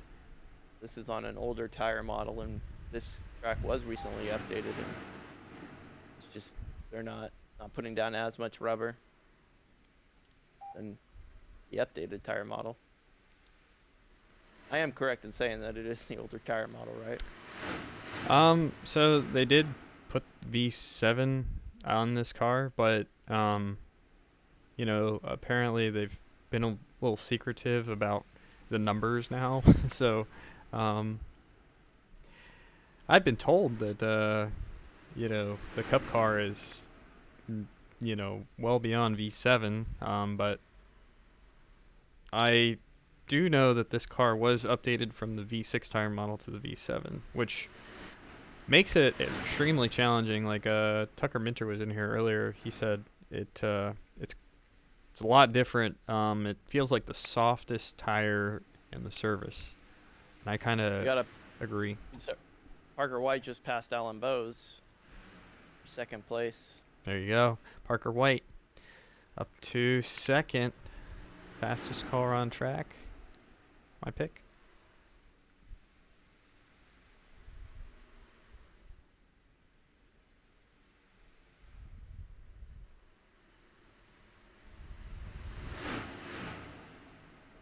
Now, I'm just kind of keeping my eyes on where Colin Bowden is starting to kind of balance himself out to, and he has hit a wall. He is in 10th place, and he is not passing like he did that first time around. I genuinely do think that he just needs to stick this run all the way to the end, and just race it till the bitter 50, 60 lap run, whatever he gets pushed to. Because I think on his present strategy, he is going to continue to bleed spots. He has bled, I would probably say 4 or 5 spots just this last time, and he's going to continue to bleed if he keeps those pits shorter. He's already on lap 31, and he's got 9 cars ahead of him who have continued to stay out. Unfortunately, I think he's just outside of his window to make it. He's on lap 30 of a stint, and there's about 50 to go. So we saw Larry Pace stretch it pretty far, but not that far. So I think he's gonna need one more pit stop. But yeah, I wouldn't split it 3 ways. I'd definitely split it in half if I could, if I was Colin. But Colin's not here to really run 10th. He's always willing to roll the dice and do something out of the box. It may pay off here in the long run for him, but at the present moment, the only car that I really feel can make it to the end looks like that's gonna be Jake Nichols, and Marcus Lindsay, and Justin R. Smith. I think, and Nicholas Caressel, I think, is gonna be the only ones, and Colin Bowden has come down pit road. Yeah. Yeah, Colin came in right when we told him to stick it out a little longer. Didn't listen to us. No, I don't think he's gonna be able to recover from this pit stop right here. I think this is just one too many, too early. I do think, you know, there's about 45 to go here.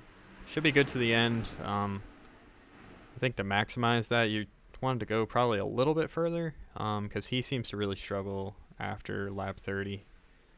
So he needs to back down his pace at the start and just try to nurse this thing to the end. Yeah, I think he's gotta be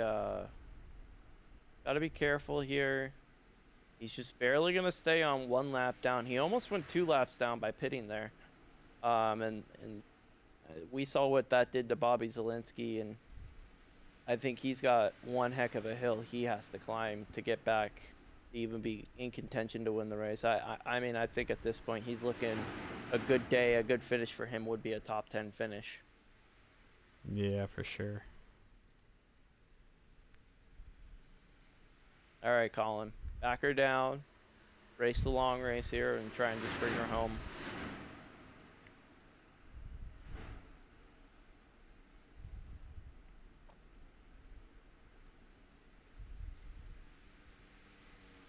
Interestingly, there's an interesting race that's happening right now between the 91 and the 6 machine. While it's not for position, these two cars are on similar tires. And if all cycles out, this would be the difference of the 6 car being on the lead lap or being on the lucky dog between Jake Nichols and the 6 car. That's Justin R. Smith. And if the 6 car can get past the 91 machine, he would be able to, in the event of a caution, come down with the leaders and pit with them, as opposed to being the lucky dog. I think if you have one caution, being the lucky dog is not necessarily the greatest position to be in. You'll be able to recover, but you'll probably be the last car on the lead lap with just how difficult it is to pass here. We see the 90. Oh, sorry. Yes, we see the 91 and the 6 here. They're having a little tough battle. I think the 6 really just kind of wants to get past the 91. He does have slightly fresher tires by about 5 laps. Yeah, not on the same lap here.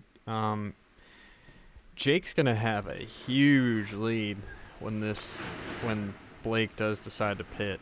And you know, these lap times do have a point where they level off. I think that Blake will be able to make up all that time.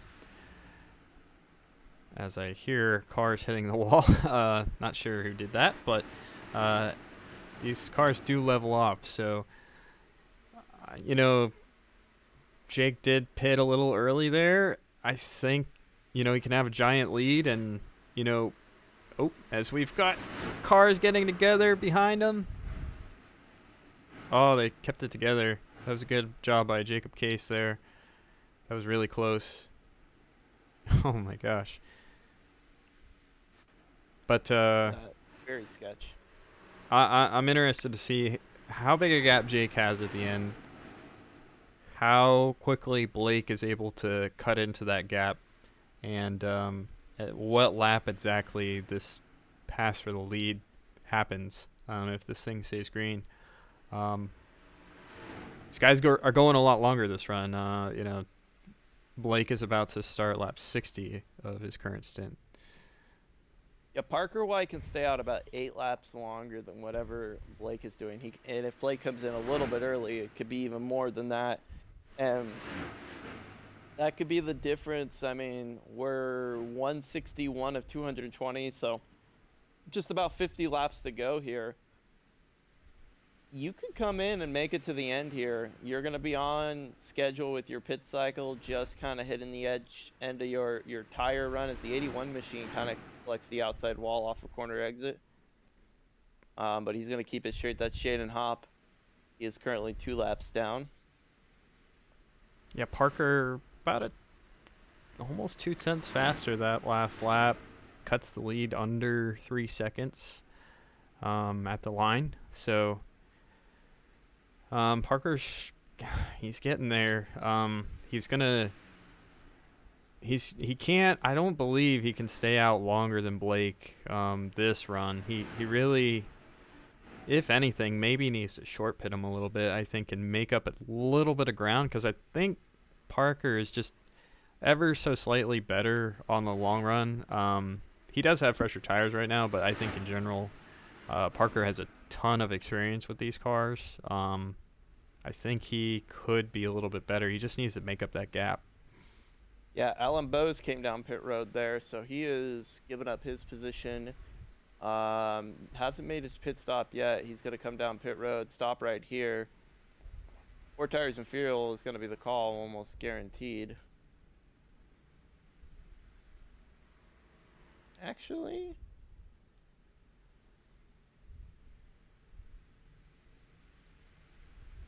did he get tires there? Did you see either side of his car go up? Yeah, I think it's pretty subtle in this car, the Okay. jack. So I think he did. He Okay, got 4. all right. You see 95 here, Parker White. He comes down. And he comes in before Blake, which I think is the right move. You got to make up that gap a little bit, I think, to put the pressure on Blake. So we'll see. We'll see where Jake Nichols comes out in relation to, or where Parker White comes out in relation to Jake Nichols. I can tell you exactly how far he comes Whoa, out. Jake's gonna lap him. Yeah, it's gonna be. It's a mile. 1.4 This is miles difference. So that's interesting. Parker's got a lot of ground to make up, but I definitely think he can do it. Because Jake's probably going to be at about a second slower per lap at least. well, not to And- mention Parker doesn't have to pit again, and Jake does. There's no Uh, way Jake can make it to the end. You I think think he can? he's going to try, yeah. I think that was the plan. Oh man, we're gonna take a look at. I'm gonna take a look here at lap times just to kind of see where these fresh tires are and. It'd be hard. You're gonna give about 4 or 5 laps of really good lap times here, and then it's gonna start to not be as fast. 30.9 right there is lap time. Jake Nichols is 32.6. Yeah, it's going to be really hard to make it to the end for Jake. I mean, it's going to be sliding around. So he's got to take care of it. As Blake Reynolds could be a lap down here momentarily while he gets around Jake. Oh, that was tight. Colin Bowden's up to 7th. He could make it to the end. He's Yes. got 15 laps fresher, but Parker White is directly behind him with 11 lap fresher tires than that. So, don't think Colin's going to be racing for the win here, but certainly going to try and sneak in a top 10, I think. Yeah, it's going to be tough. We'll see if he can do it, but I think that's going to be a hard task. Bobby Zielinski went down pit road last time by no issues on pit road, 13.8 second pit stop, but that is going to cycle him back out to 2 laps down, which is really putting him in a bad position to even try and make a recovery effort here. He has been bitten by the lack of Oh, cars on we got- track. Oh, 42 machine. That's That's going to be peeling a off. yellow. Oh, there it is. And that's exactly the caution that Jake Nichols was wanting to see. Wow. So that traps everybody outside the top 10 a lap down. There Wow. it is. Liam Brotherton's the first car, it looks like, behind Jake Nichols there. Wait for the scoring to update. Yeah. So the top 9. Well then, this race just got flipped upside down, Josh. Just like it always does. Oh man, this is gonna be interesting here. Pit road should be open this time by 91 machine, gonna be able to get it, but I mean the pace field hasn't even. 3rd place is still in turn 2. Yeah, Jake needs to take it easy here. Yeah, Marcus don't Lindsay get- is don't- second here. Don't get a speeding penalty. The one car So this restart order is probably gonna be the 91, the 1, the 32, the 109, the 42, behind the 95 machine, Ooh. the 66 machine, and the 10 machine. So it's gonna be Parker White, Blake Reynolds, and Liam Brotherton if they choose to stay out here. He This doesn't. is Parker White awesome. also comes down pit road. Blake Reynolds comes down pit road. Yeah, they all have to pit. I mean, I think they all had at least like 5 laps on their tires. I don't think you Oh, want to cycle. man. You think so? Well, I I we mean, saw if you're a lap Zaleski- down, you need to take the wave. Well, yeah, that's clear. Um, But yeah, I mean, I think there's so few cars on the lead lap that I think Liam Brotherton chose to stay out here. I think he's going to cycle to the lead. I think he might have been the wave around or the free pass. Was he? Yeah, I think so. I'll have to double check on that one. But yeah, this race just got way more interesting because now everybody's out of position. Should be Yeah. very compelling to the end. I know those drivers are coming over the radio and not too happy and wanted to see that go all the way to the end green. But I'm okay with a caution here. I think it will spice things up for us.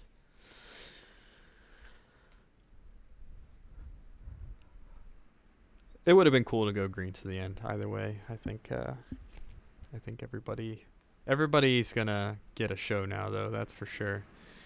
And we had to, I mean, that was an automatic yellow, so nothing we could do about that, but definitely needed a yellow there. There was a car sitting in the middle of the track.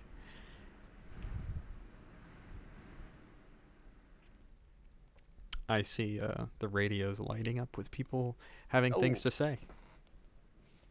Okay, I'm curious. You're right. Liam Brotherton just came over the radio, and at the time of caution, he was. How close was he here? Oh my goodness gracious. Liam Brotherton almost was on the lead lap, and I'm not even kidding you, by a quarter of a car length. He was side by side with Jake Nichols, Oh my goodness. trying to get his lap back, and the yellow came out at literally the worst time. Yeah, because Liam was faster at that point. It was going to be a matter of a split second probably. What really is unfortunate for Liam here is he'll have to restart at the end of the longest line because he was the free pass. He'll start in front of the wave around cars, which is good, so he won't be too far behind, but if any lap cars pitted there, he's going to have to restart behind them. So, let's see here. Yeah, I think there's a couple, but overall, Liam's right there. Not too big of a penalty for him. This is gonna be real interesting. Lap cars are still trying to catch up to the field here. Larry Pace is holding up the field. Should we delay it here? I don't know. No, I don't think that's gonna be a problem. Okay. We'll They're let it gonna be go. able to line back up here. Jake Race Nichols car's gonna be off. As you see, all the lap cars are gonna get lined up right there, right on time, on schedule. All the drivers yelling, scared they weren't gonna make it up, and here they are in line. Look how thin the field is. Oh my gosh. This is crazy. Philip McCandless doesn't get the greatest restart. Jake clears for the lead. He gets a good start this time, doesn't lose it.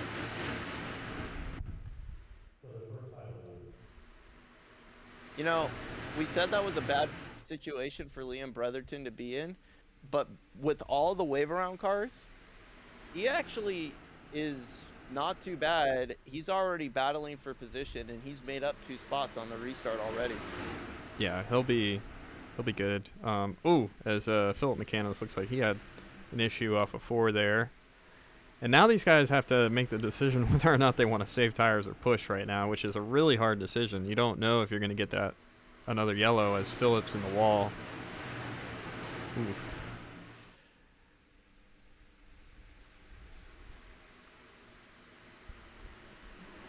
And Blake McCandless looking to make a move here. I'd say the one car is our biggest winner of that whole caution cycle. Oh, for sure, yeah. Marcus.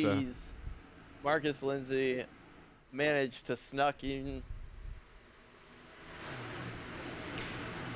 And Marcus donated $100 to the prize pool for this race. So Oh, you'll love to see it. that's pretty awesome. And he coined it the Drill Aisle bonus. So we're not sure exactly, if one. I don't think the leader or the winner is going to get all that money, but I think we'll distribute it amongst the top 10 or so. So thank you, I say Marcus. give that 100 back to him. He earned it back. No, I'm just Yeah, kidding. he might have earned it back. Who knows? Looks like Connor Horn's also trying to make a move here on Sean Butler. This is an intense little battle, but Connor backs out of it. The field is officially 50% of what we started. I think that truly says just how hard to drive these cars are. Yeah, especially this track too. And everybody's on equal footing again. No more mixed matched tires, so we'll see who's got it here. We've got 40 to go. If I'm Jake, I'm gonna try to do something different this run, because what he did last run did not work beyond 30. These top fours kind of separated themselves. What a show right now, though. This is awesome. Oh, This is amazing. 95 is going to try and push on the inside of the one. He's got onto his left rear quarter panel now, side by side. Even at the line, 95 got a great run here. 66 is going to close in as one. It's just going to barely get cleared by the 95. 66 with a good entry onto one, into turn one there, looking to pass the one. This is the highest Parker's been, or the closest Parker has been to the lead all race, I believe. So that VRS car is looking pretty sporty right now. He's got a great line through 3 and 4. He's kind of keeping the car much straighter off of turn 4 than most drivers. 42 machine just reported his motor is going down, maybe blowing up. That's what happens when you don't handle that damage. Car can randomly start to sputter out. He has lost 5 positions since the last lap.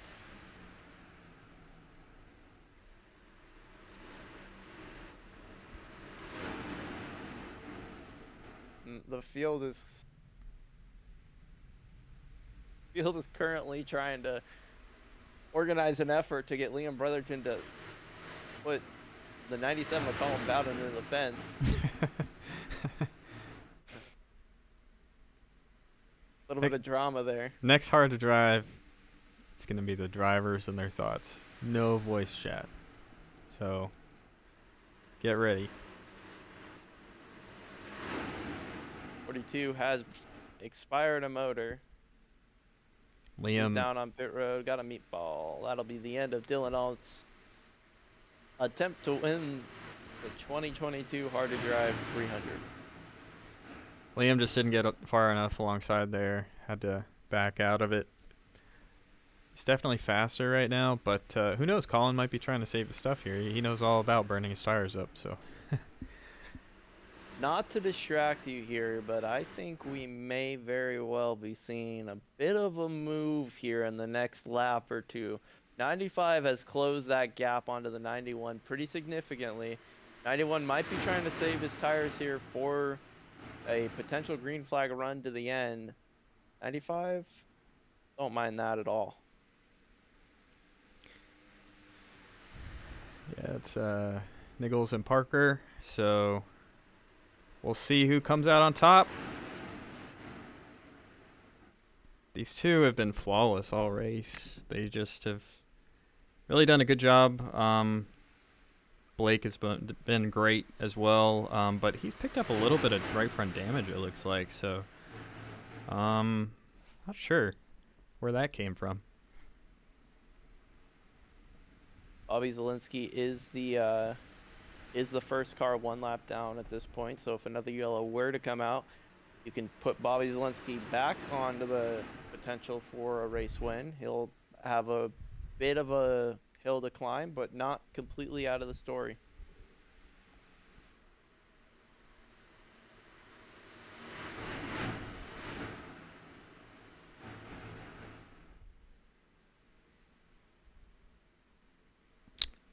What a race. This is it's what we wanted to see. Now, this has been a driver's race to say the least. Liam cannot get by Colin.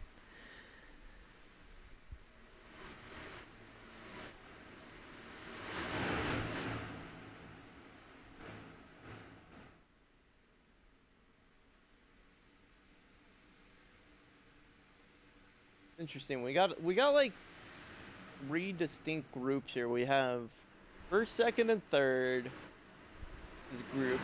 Then you have Marcus Lindsay. He's a group just by himself in the middle there. And then you got 5 cars. That's the third group. That's Colin Bowden, pretty much all the way back to Blake McCandless. That's a 5-car group. And I really think the chances of a wreck happening are gonna probably be coming out of that group if we do expect to see one.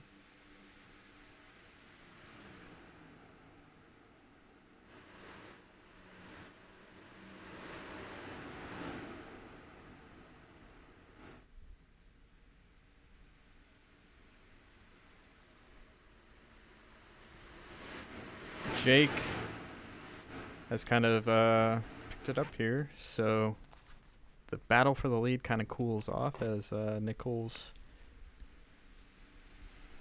putting in some good laps here. So Parker though has shown some exceptional speed, especially that first run where Jake kind of short pitted him by a couple laps. Parker White was way faster that long run, so it'll be really interesting to see. You know, the track has changed quite a bit. It's rubbered up a lot. Just seeing now what these guys have learned and how they're going to apply it. Unfortunate for Bobby Zielinski. I really wanted to see him be able to battle for this win. Just caught that cone, and that was kind of the end of his race. He was the other car that was really strong there at the opening segment. As Liam Brotherton, oh! That's got to be a caution. There's a caution! Colin Bowden. I wouldn't say that wasn't. And I don't think that was intentional. No, it looked like Colin got it a little bit loose, but yeah, Liam could have probably cut some I do believe slack. you spoke too soon, because that'll make the 18 car the lucky dog here. There you go. It's not out of it. That'll bring Bobby Zielinski back onto the lead lap. And with 30 laps to go here,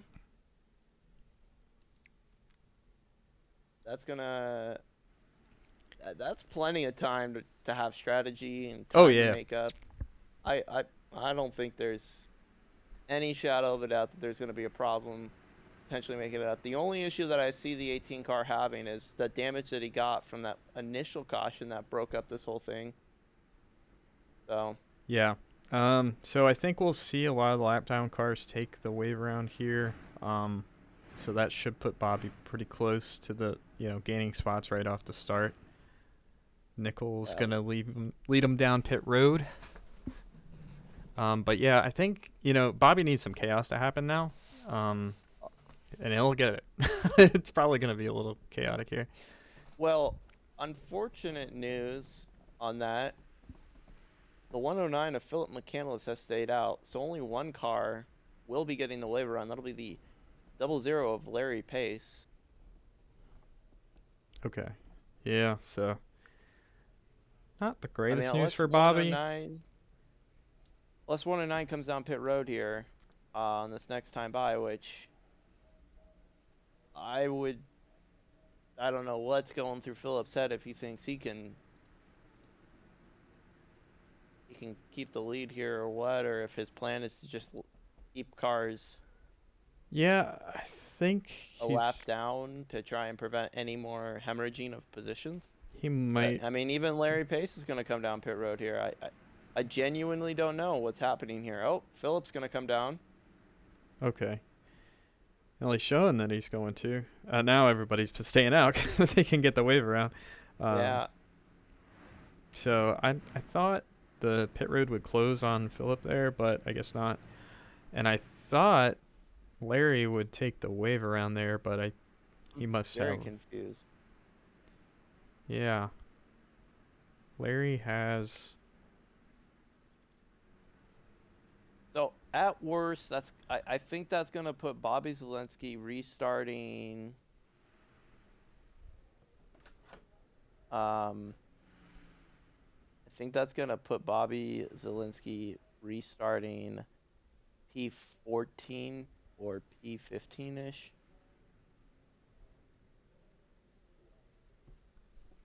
He'll be starting behind Philip McCandless. That's where Zelensky will be lined up. So you'll see Philip pass him right there.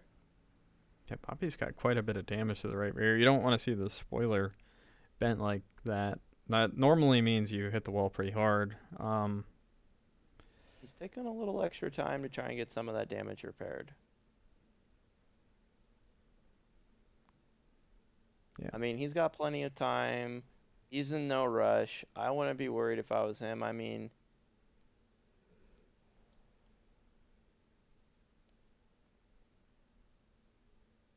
only thing he's got to be concerned is making sure he beats a lot of the wave around Gaharis, because I do believe they're going to get their wave around right here.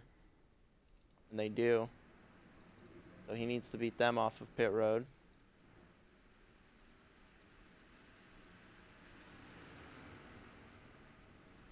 Yeah, he does. So he will get to start in front of those guys. And then it appears he should be right there battling for position right off the gate here. So he's obviously going to need probably some chaos and some cautions to re-rack everything, and maybe a little pit strategy involved to really, get up inside that top three and start battling for the win. But we've always seen a crazy ending to this race every single year we've had it so far. Oh, actually, interesting note here. Because Bobby Zelensky was on pit road at the time of the wave around cars getting waved around, he did get ordered all the way to the tail end of those wave around cars. So he is the last car on the lead lap. Oh. And end of the line here. Nichols gets off to a good start. Ooh, McCandless, Blake McCandless got the fence there on the restart. A little bit of struggle getting up to speed.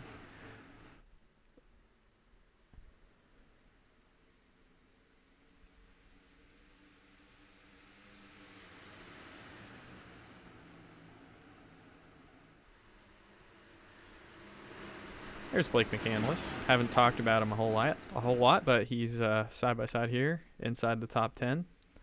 He didn't know. He came over the radio, said, "I don't know how I spun him when I was in third." Great point. Don't know how you can spin in third gear either, but Blake found a way. And when there's a will, there's a way.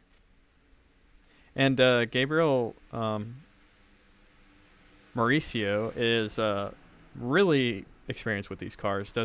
Always does pretty much every practice session I've ever put up for this car. I think he's joined. So great to see him have a top 10 run here. In that's the Silver Bullet machine in the 04 as he blinks out a little bit. But yeah, always cool to see Gabriel join these races. Oh, as Buttafuoco is gonna hit the wall off of turn 2 really hard. At 13. gonna drag this whole pack back a little bit slower, and don't look now, the 18 car now is battling for position. We'll see if he's able to make positions up as he makes his way past Philip McCandless. It's not really a battle there. I think Philip pretty much just gave up that position immediately as soon as he saw the 18 Interstate Batteries Toyota Camry passing. Coming up near his rear end.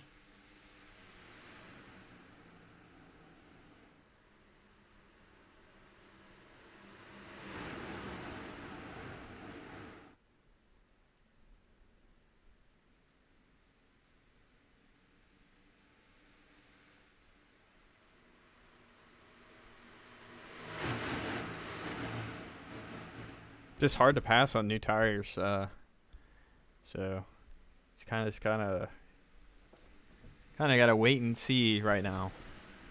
19 to go. This will be interesting. See if anybody can pass with that few laps on the tires. Right now, they've got to be pushing their tires harder than they have all race.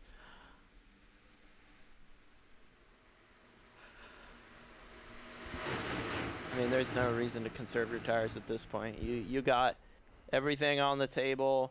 This is no more fuel stops, no more tire stops. I mean, if we have a caution, there is an idea and a question mark to be had of if you believe that you can make it to the end. And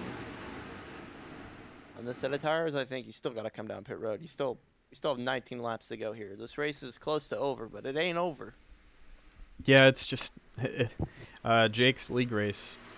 Nichols' league race came down to like a green-white checkered last night or the night before last, and he actually decided to stay out because there was only one green-white checkered. We do have 3, so that's quite a bit different. But everybody spun their tires behind him, who also stayed out. So, and that caused a huge checkup and a huge wreck. Race over at that point. It is really hard to pass here and not lose a ton of time when you do pit, like, and there's less than 10 laps to go. The track just gets so cluttered and congested that the fast tires don't just resurface to the front immediately. It takes a couple of laps, so that's going to be on these guys' minds as if we do happen to have another caution.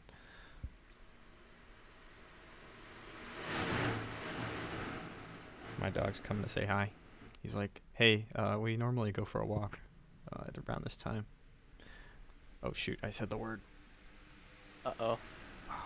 Dude. That's a problem. Yeah. Uh-oh. Dog's not gonna let you go now. We got a pass right now for 5th place looking to happen.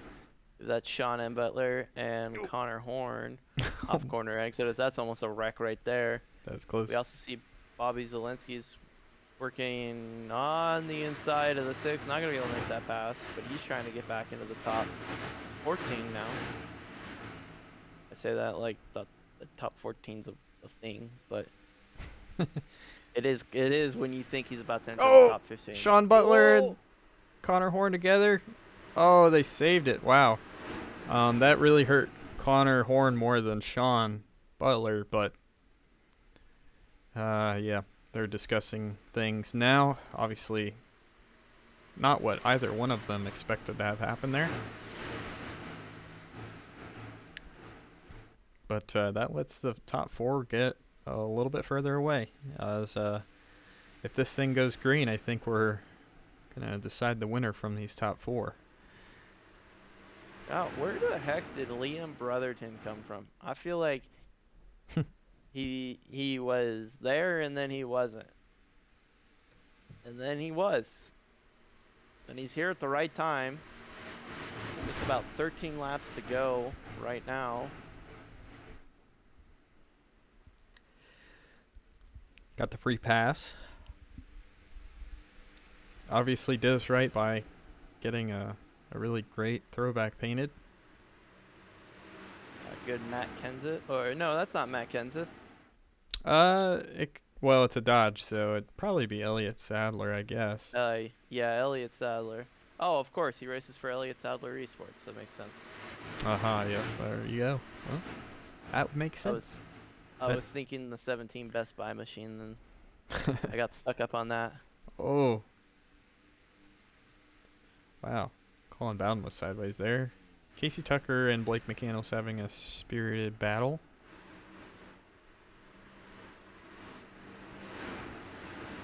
Side by side here off a corner exit. Oh, Casey Tucker.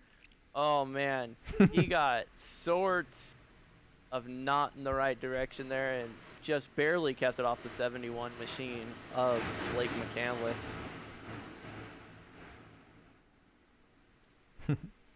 That was close.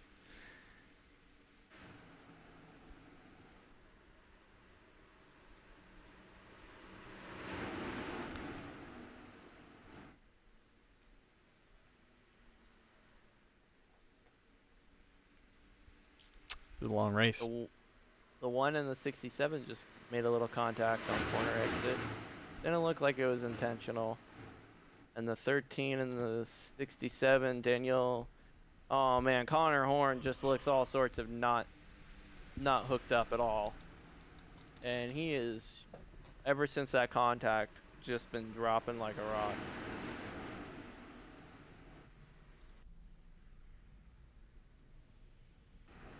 Ooh, it's getting tight back there. Ooh, it's getting very tight back there.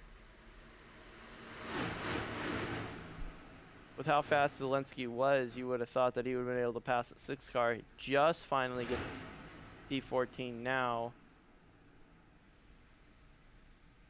Shows you just how much that damage is screwing with him. But he's going to be able to go on the inside of Daniel Buttafuoco here, and he's going to be able to make a pass. Now looking to his sights on Connor Horn. He's trying. I think if I'm the 18 machine, a solid top 10 here would just make my day. Yeah, I don't after know if what that's happened. gonna happen. Yeah, that's for certain. Blake Reynolds starting to struggle a little bit here. He's losing a little bit of touch with Parker White. Colin Bowden is really struggling. Oh man, Colin Bowden hit the wall about 3 times on the back stretch Yeah, and drifted all the way through turns 3 and 4. Casey Tucker doing a good job here at the end. I think he's figured this thing out.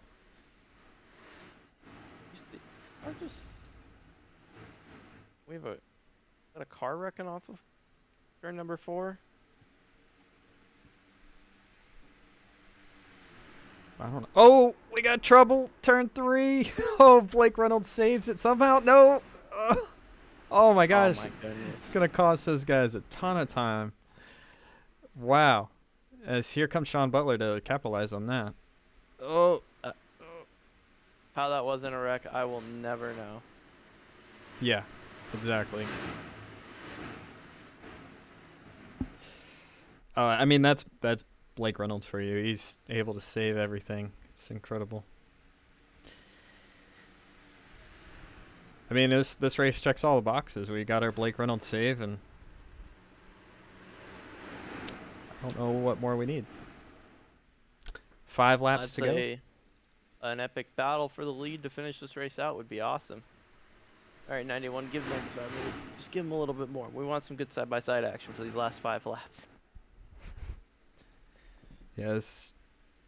Come down to the wire. Parker White is driving as hard as he can right now.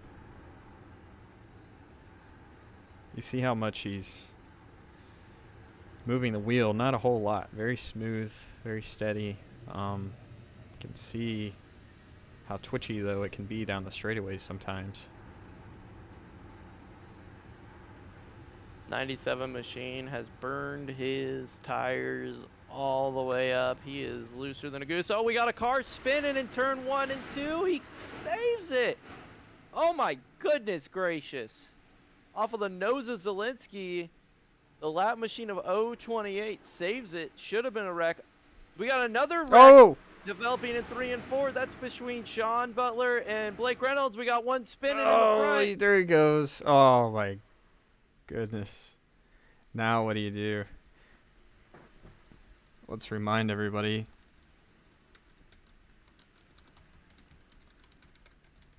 Oh. Wow. Let's go back and look at that. Man. So Oh, and Liam just kind of punts him, and then that gets takes out Sean. And then, I mean, at that point, Blake's tires are pretty much melted, so he yeah.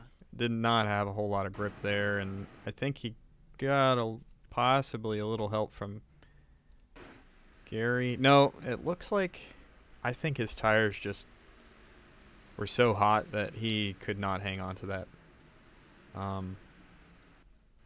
So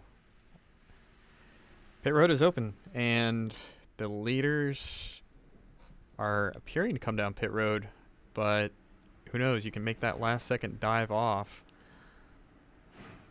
Everybody coming down so far. Looks like the field is thinking about coming. Yeah, I think the field just came.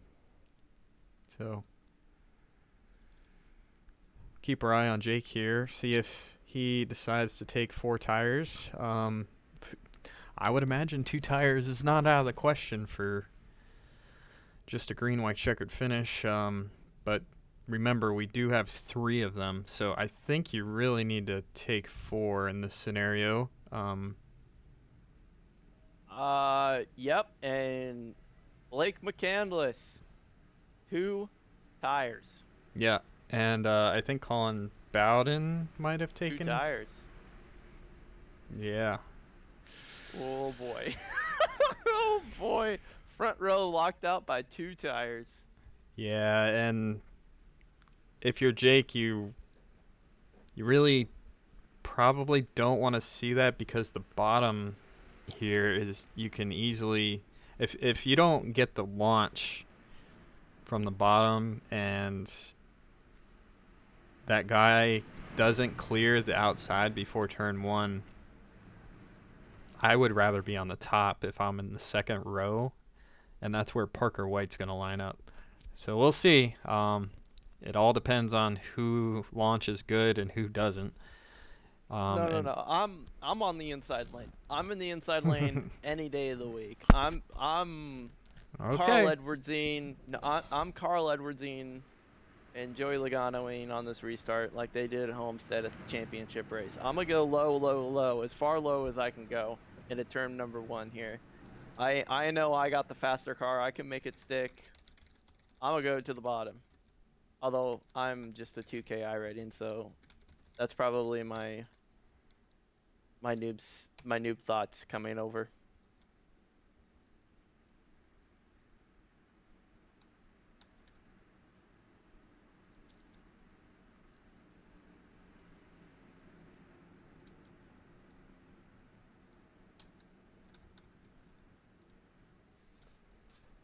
iRace controller comes in and says iRacing sporting code is in effect for everything.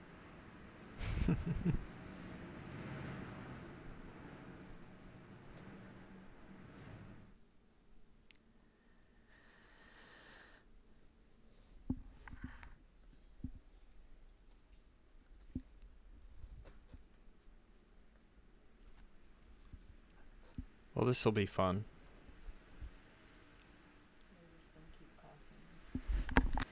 Oh boy. Green white checkered attempt 1 of 3. We are officially in overtime on lap 222. We are now longer than the hard to drive 300. We are on the hard to drive like 307 or 308 now.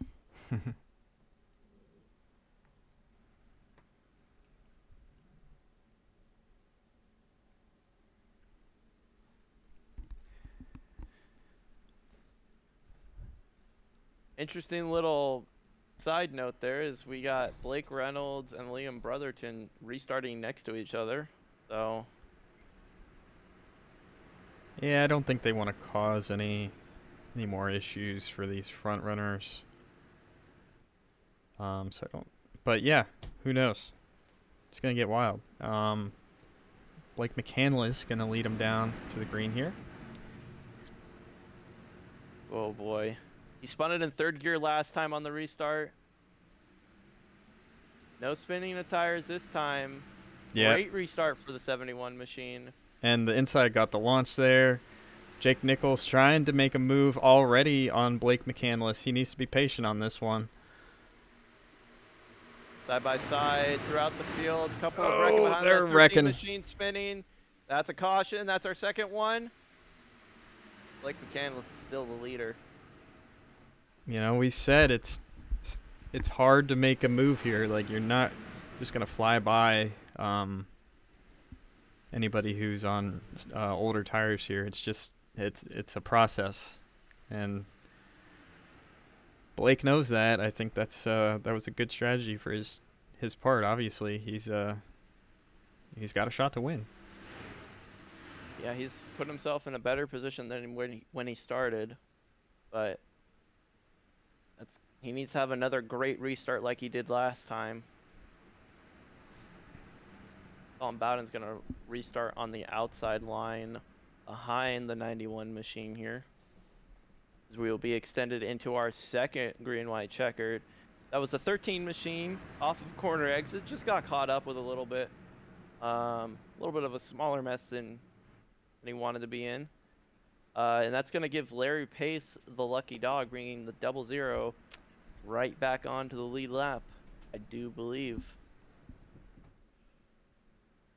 And McCandless has not seen the front of the field until right now. So he hasn't raced with Jake all race. He hasn't raced with Parker. So he's kind of thrown into the fire here, and gonna find out very quickly, you know, that 2 tires is gonna be a challenge. But I think if you know, we do make it through 3 and 4 for one of these green white checkers, that he won't be able to hold on. That's a hot take for you right now. I mean, it's not out of the question this could end under yellow. I mean, obviously we'd like to see it end under green, but yeah, I think, you know, we got some of the. I mean, we still have Colin Bowden up there with 2 tires. It's going to be really just exiting turn 2 here is so hard. It's like one of the hardest things in NASCAR, period, is just exiting turn 2, and that's on fresh tires. That's every lap. So doing it on old tires is significantly harder, and mixed match tires, I'm sure, is not going to be easy. So if they can get off turn 2 clean, I think they can go green the rest of the way. But you just have to get through turn 2. That's really what this race will come down to, I think.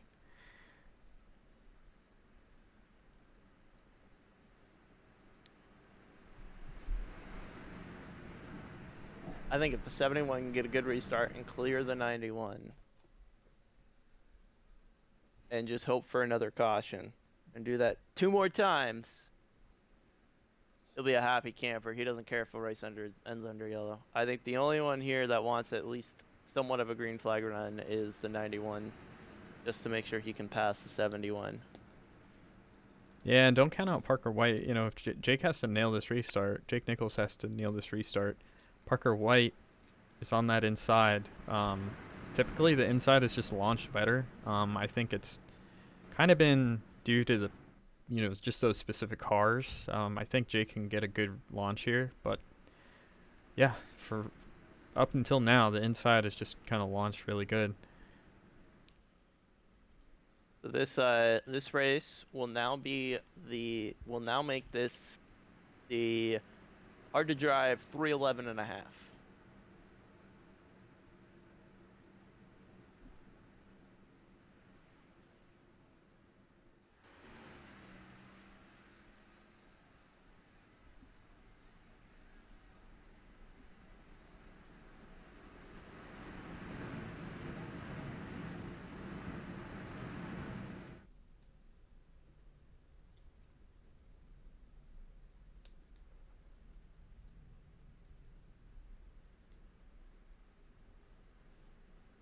19 cars on the lead lap here. 21 cars running at the tail end of the hard to drive 300. Blake McCandless leads them on 2 tires. Jake Nichols, Parker White, they are on fresh tires. 97 on 2 tires. Everyone else throughout the field, 4 tires. Coming down to our second of potentially 3 green, white, checkered finishes here. Green flag is back out in the air. Blake McCandless with a great restart. Oh my goodness, you couldn't ask for much better than that, but they're going to be 3 wide. Parker White's going to be on the inside. Blake McCandless maintaining his position on the outside. They're 2x2 throughout the field. Parker White still on the inside. Great restart by Parker White. Blake can't get in as deep as Parker White does. We got another caution. And Blake McCandless is not the leader. Parker White is the leader. Man. And the 13 car spins again out of his own doing. And his car is completely destroyed. Oh, sorry. No, that's the 10 machine. Yeah, looks like the 10 is involved here at the start. Sorry, my dog's coughing.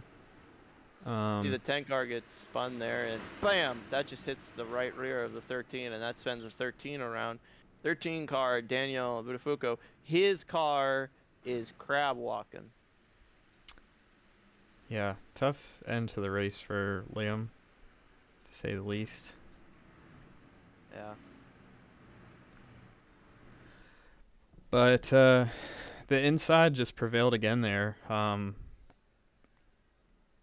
It seemed like Jake Nichols got a good restart there, but that inside just goes. It's interesting how that seems to always happen, but the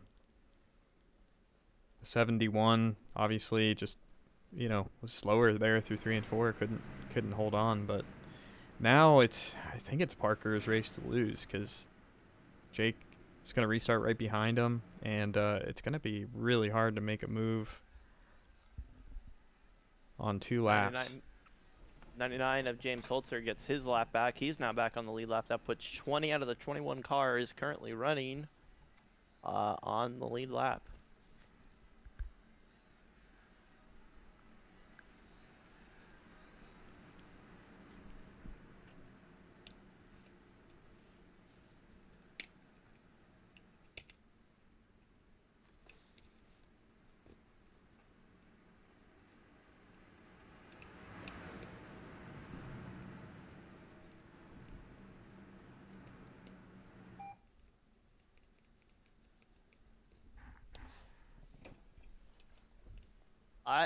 I'm the 13 machine of Daniel Buttafuoco doesn't have a meatball flag, and I'll be honest, I just don't know how that's possible. His car is he's looking like a twisted sister right now. It is not even funny just how messed up that car looks, but he has stayed out. He's not coming down pit road. He's going to finish this race even if he's 15 miles per hour off the pace. But Don't look now, Bobby Zielinski is up to P7.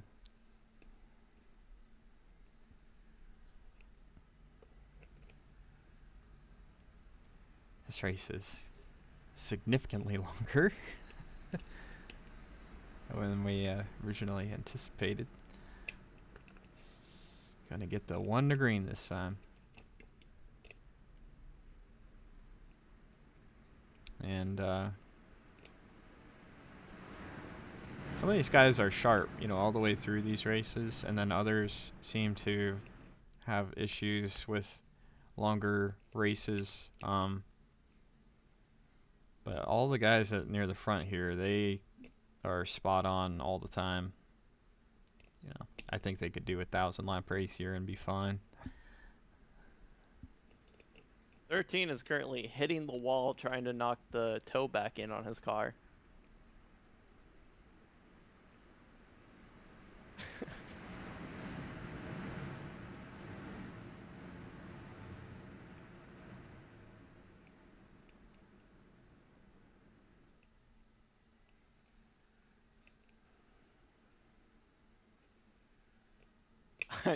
This is the most entertaining thing to watch right now. The 13 just hitting the wall, trying to fix his car. I actually did that back in the day. Worked pretty good. With this car. Can sometimes knock it back into place. I think he needs a harder hit. But All right, 71 on the outside with 2 tires, 95 on the inside, 4 tires. See how that happens here. Parker White leads him to the green. Green flag in the hand of Barney the flagman. Good restart for the 95. 71 spins his tire a little bit. 95 out to a good gap.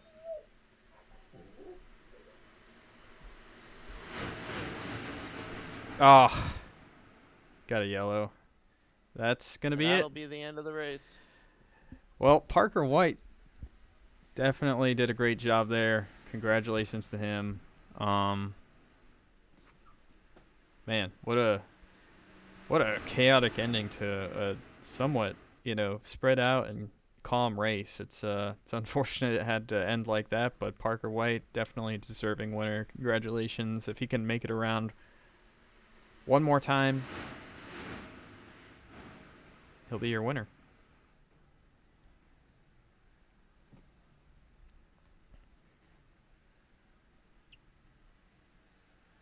Colin Bowden's going to come away with a top 5 after all he's been through.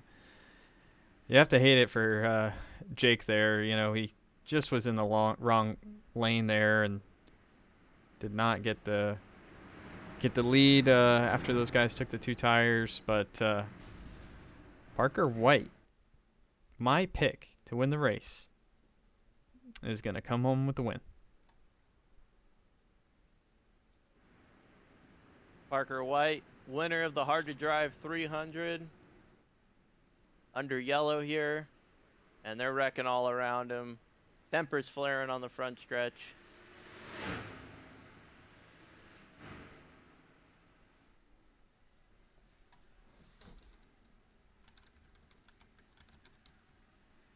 Congratulations, Ryan, on a successful event. Thank you. Yes, great job to Parker. He was fast just on those long runs and seemed like if he could get out front, he could pull away and gonna do some burnouts for us. Winner of the Hard to Drive 318 and a quarter. Yes, the 2022 edition. So, everybody in the chat, if you have any recommendations for next year, be more than happy to take them.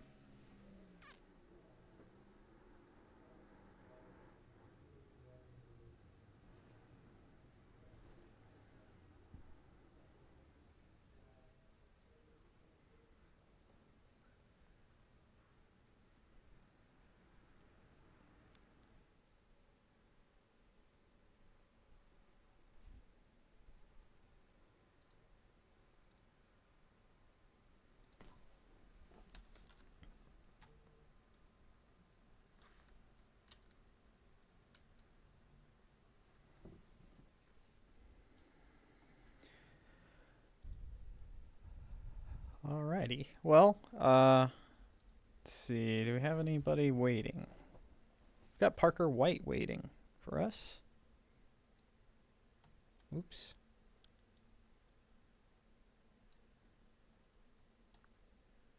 I'm trying to drag him in here. There we go. Hey, Parker White, winner of the 2022 Hard to Drive 300. Congratulations, man. Thank you. I'm gonna be completely honest. I did not expect that coming to 5 to go.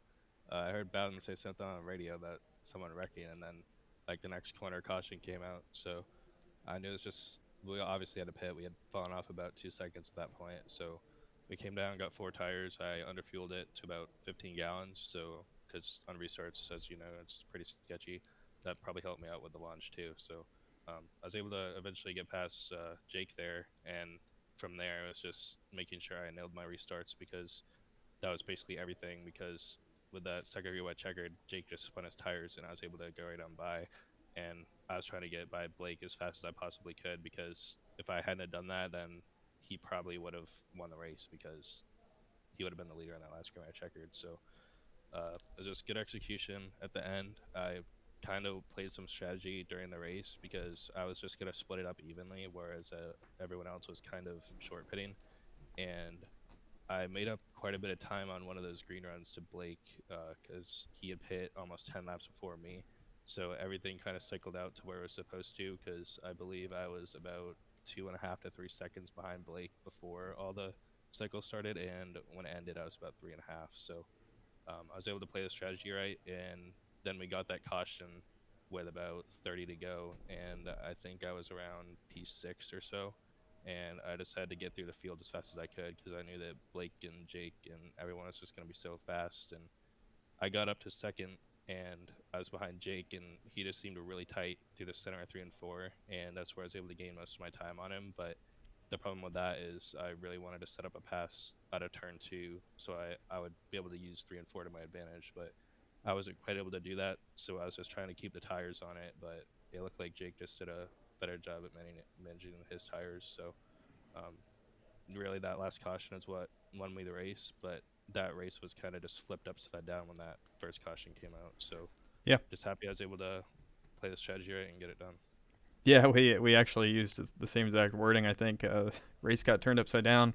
You obviously like were super fast on that long run, and we're going to probably contend there with Blake for the win, and definitely deserving winner.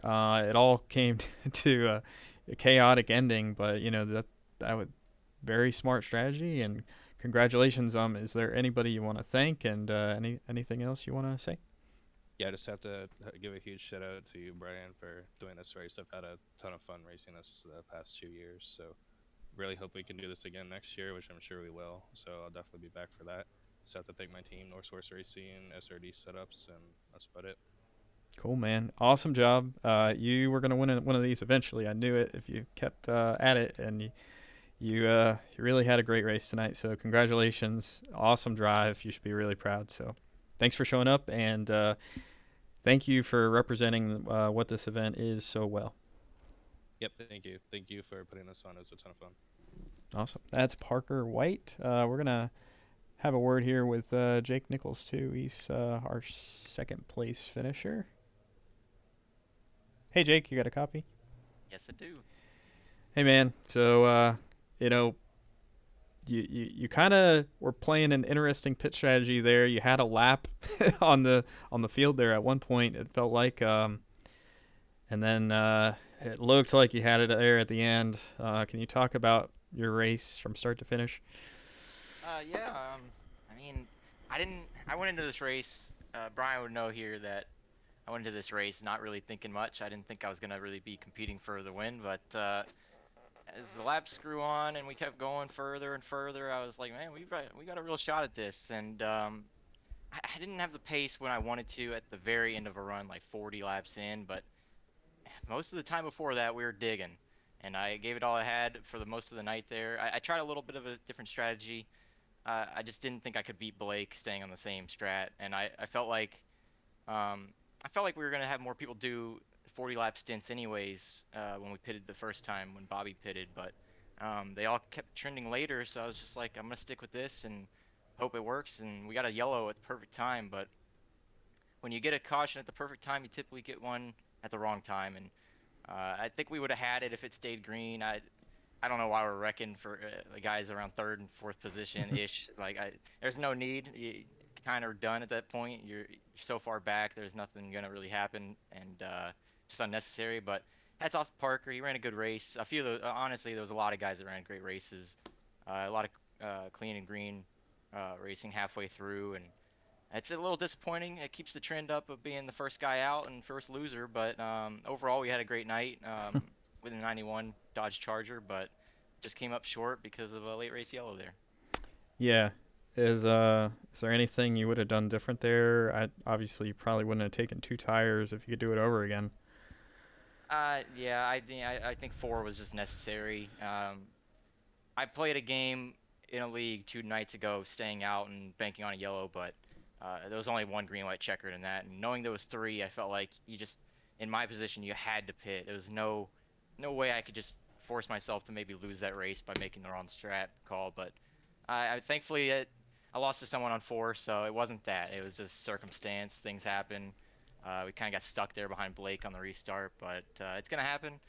We ran a good race overall. It was pretty fun racing those guys. I don't get to race with them as much as I used to, so it was lots of fun through and throughout there. Yeah, well, you definitely proved, you're still one of the best on the whole entire service when it comes to oval racing, and beat some of the very pointy end of the field in the Coke Series tonight. So, congratulations on a awesome run, and thanks again for coming. Thank you, man. Thanks for putting this on, guys. It was lots of fun. Thank Yeah, you. and we'll have to finalize the purse. We got some last-minute donations, so you will not walk away empty-handed. This will be more than worth your while. So I forgot to mention that to Parker. He'll definitely win, probably over $100. But and Jake, I think you'll get somewhere around $50. We got some last-minute donations from Marcus Lindsay. He donated $100. Got some anonymous donations, so all these drivers gonna get paid, so that's cool. So thanks, Jake, for coming, and I think that's gonna wrap up the broadcast. Thank you, man. Thanks. Well, that, Josh, I believe, is all she wrote for this iteration of the Hard to Drive 300. Yeah, Any we final had, thoughts? 21 cars out of the 43 who were supposed to finish the race. We have a Yeah. interesting stat there. That's less than half of the cars that were entered into this race. Start of it, made it to the end. And I mean, what a great exposition of driver craft and management of tires, management of fuel. We had that 95 lap green flag run in the middle of it. I think we just got about everything we could ask for. The only thing we didn't get was that green flag finish, but those sort of things kind of happen in sim racing. So you got to be prepared, and Parker White just executed the best out of everybody else today. There's no saying that nobody Mickey Mouse their way to a win today. That was 110% Parker White just performing and doing everything he needed to do to get a win, and he earned it. That's a great summary, and thank you, Josh, for your admin duties. We had some quick calls to bring out some yellows that probably saved some people, and that's always good to see. So thank you for doing that. Really appreciate you always stepping in for these events. Anything. It's no big deal for me. I can hit a button once or twice a thing and then commentate the rest, so I don't mind at all. Thanks for Well, having me. Yeah, well, you seem to find things a little bit quicker than the rest of us, so it's always appreciated. Again, we want to thank all of the donors to the purse. We had quite a few people. I listed them all on social media. Be sure to thank those people. And yeah, this iteration of the Harder Drive was a lot of fun, and I think we're gonna switch up the track again next year. Not sure exactly what we'll do, but we're gonna change things up again. And I guess, the only recurring theme will be that it's gonna be really hard to drive.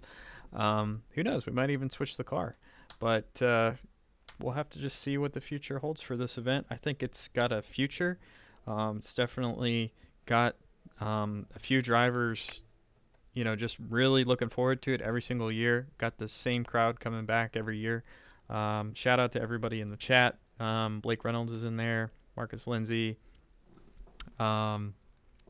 everybody for coming out and watching and racing. I think that this is always pretty much one of the best special events. If I'm allowed to be a little biased, but definitely one of the best special events on the oval side. These long green runs are just a blast. So thanks everybody again, and Josh, we're gonna sign off. This is it. Gonna hit the button. Thanks, y'all. Thanks See ya. everybody. We'll see you soon. I'm gonna start streaming again here soon, like with some new stuff. So feel free to follow if you're interested in game development or more stuff like this. I'm going to start streaming again here soon. So thanks as always for everybody for tuning in, and we'll see you in the 2023 Hard to Drive 300.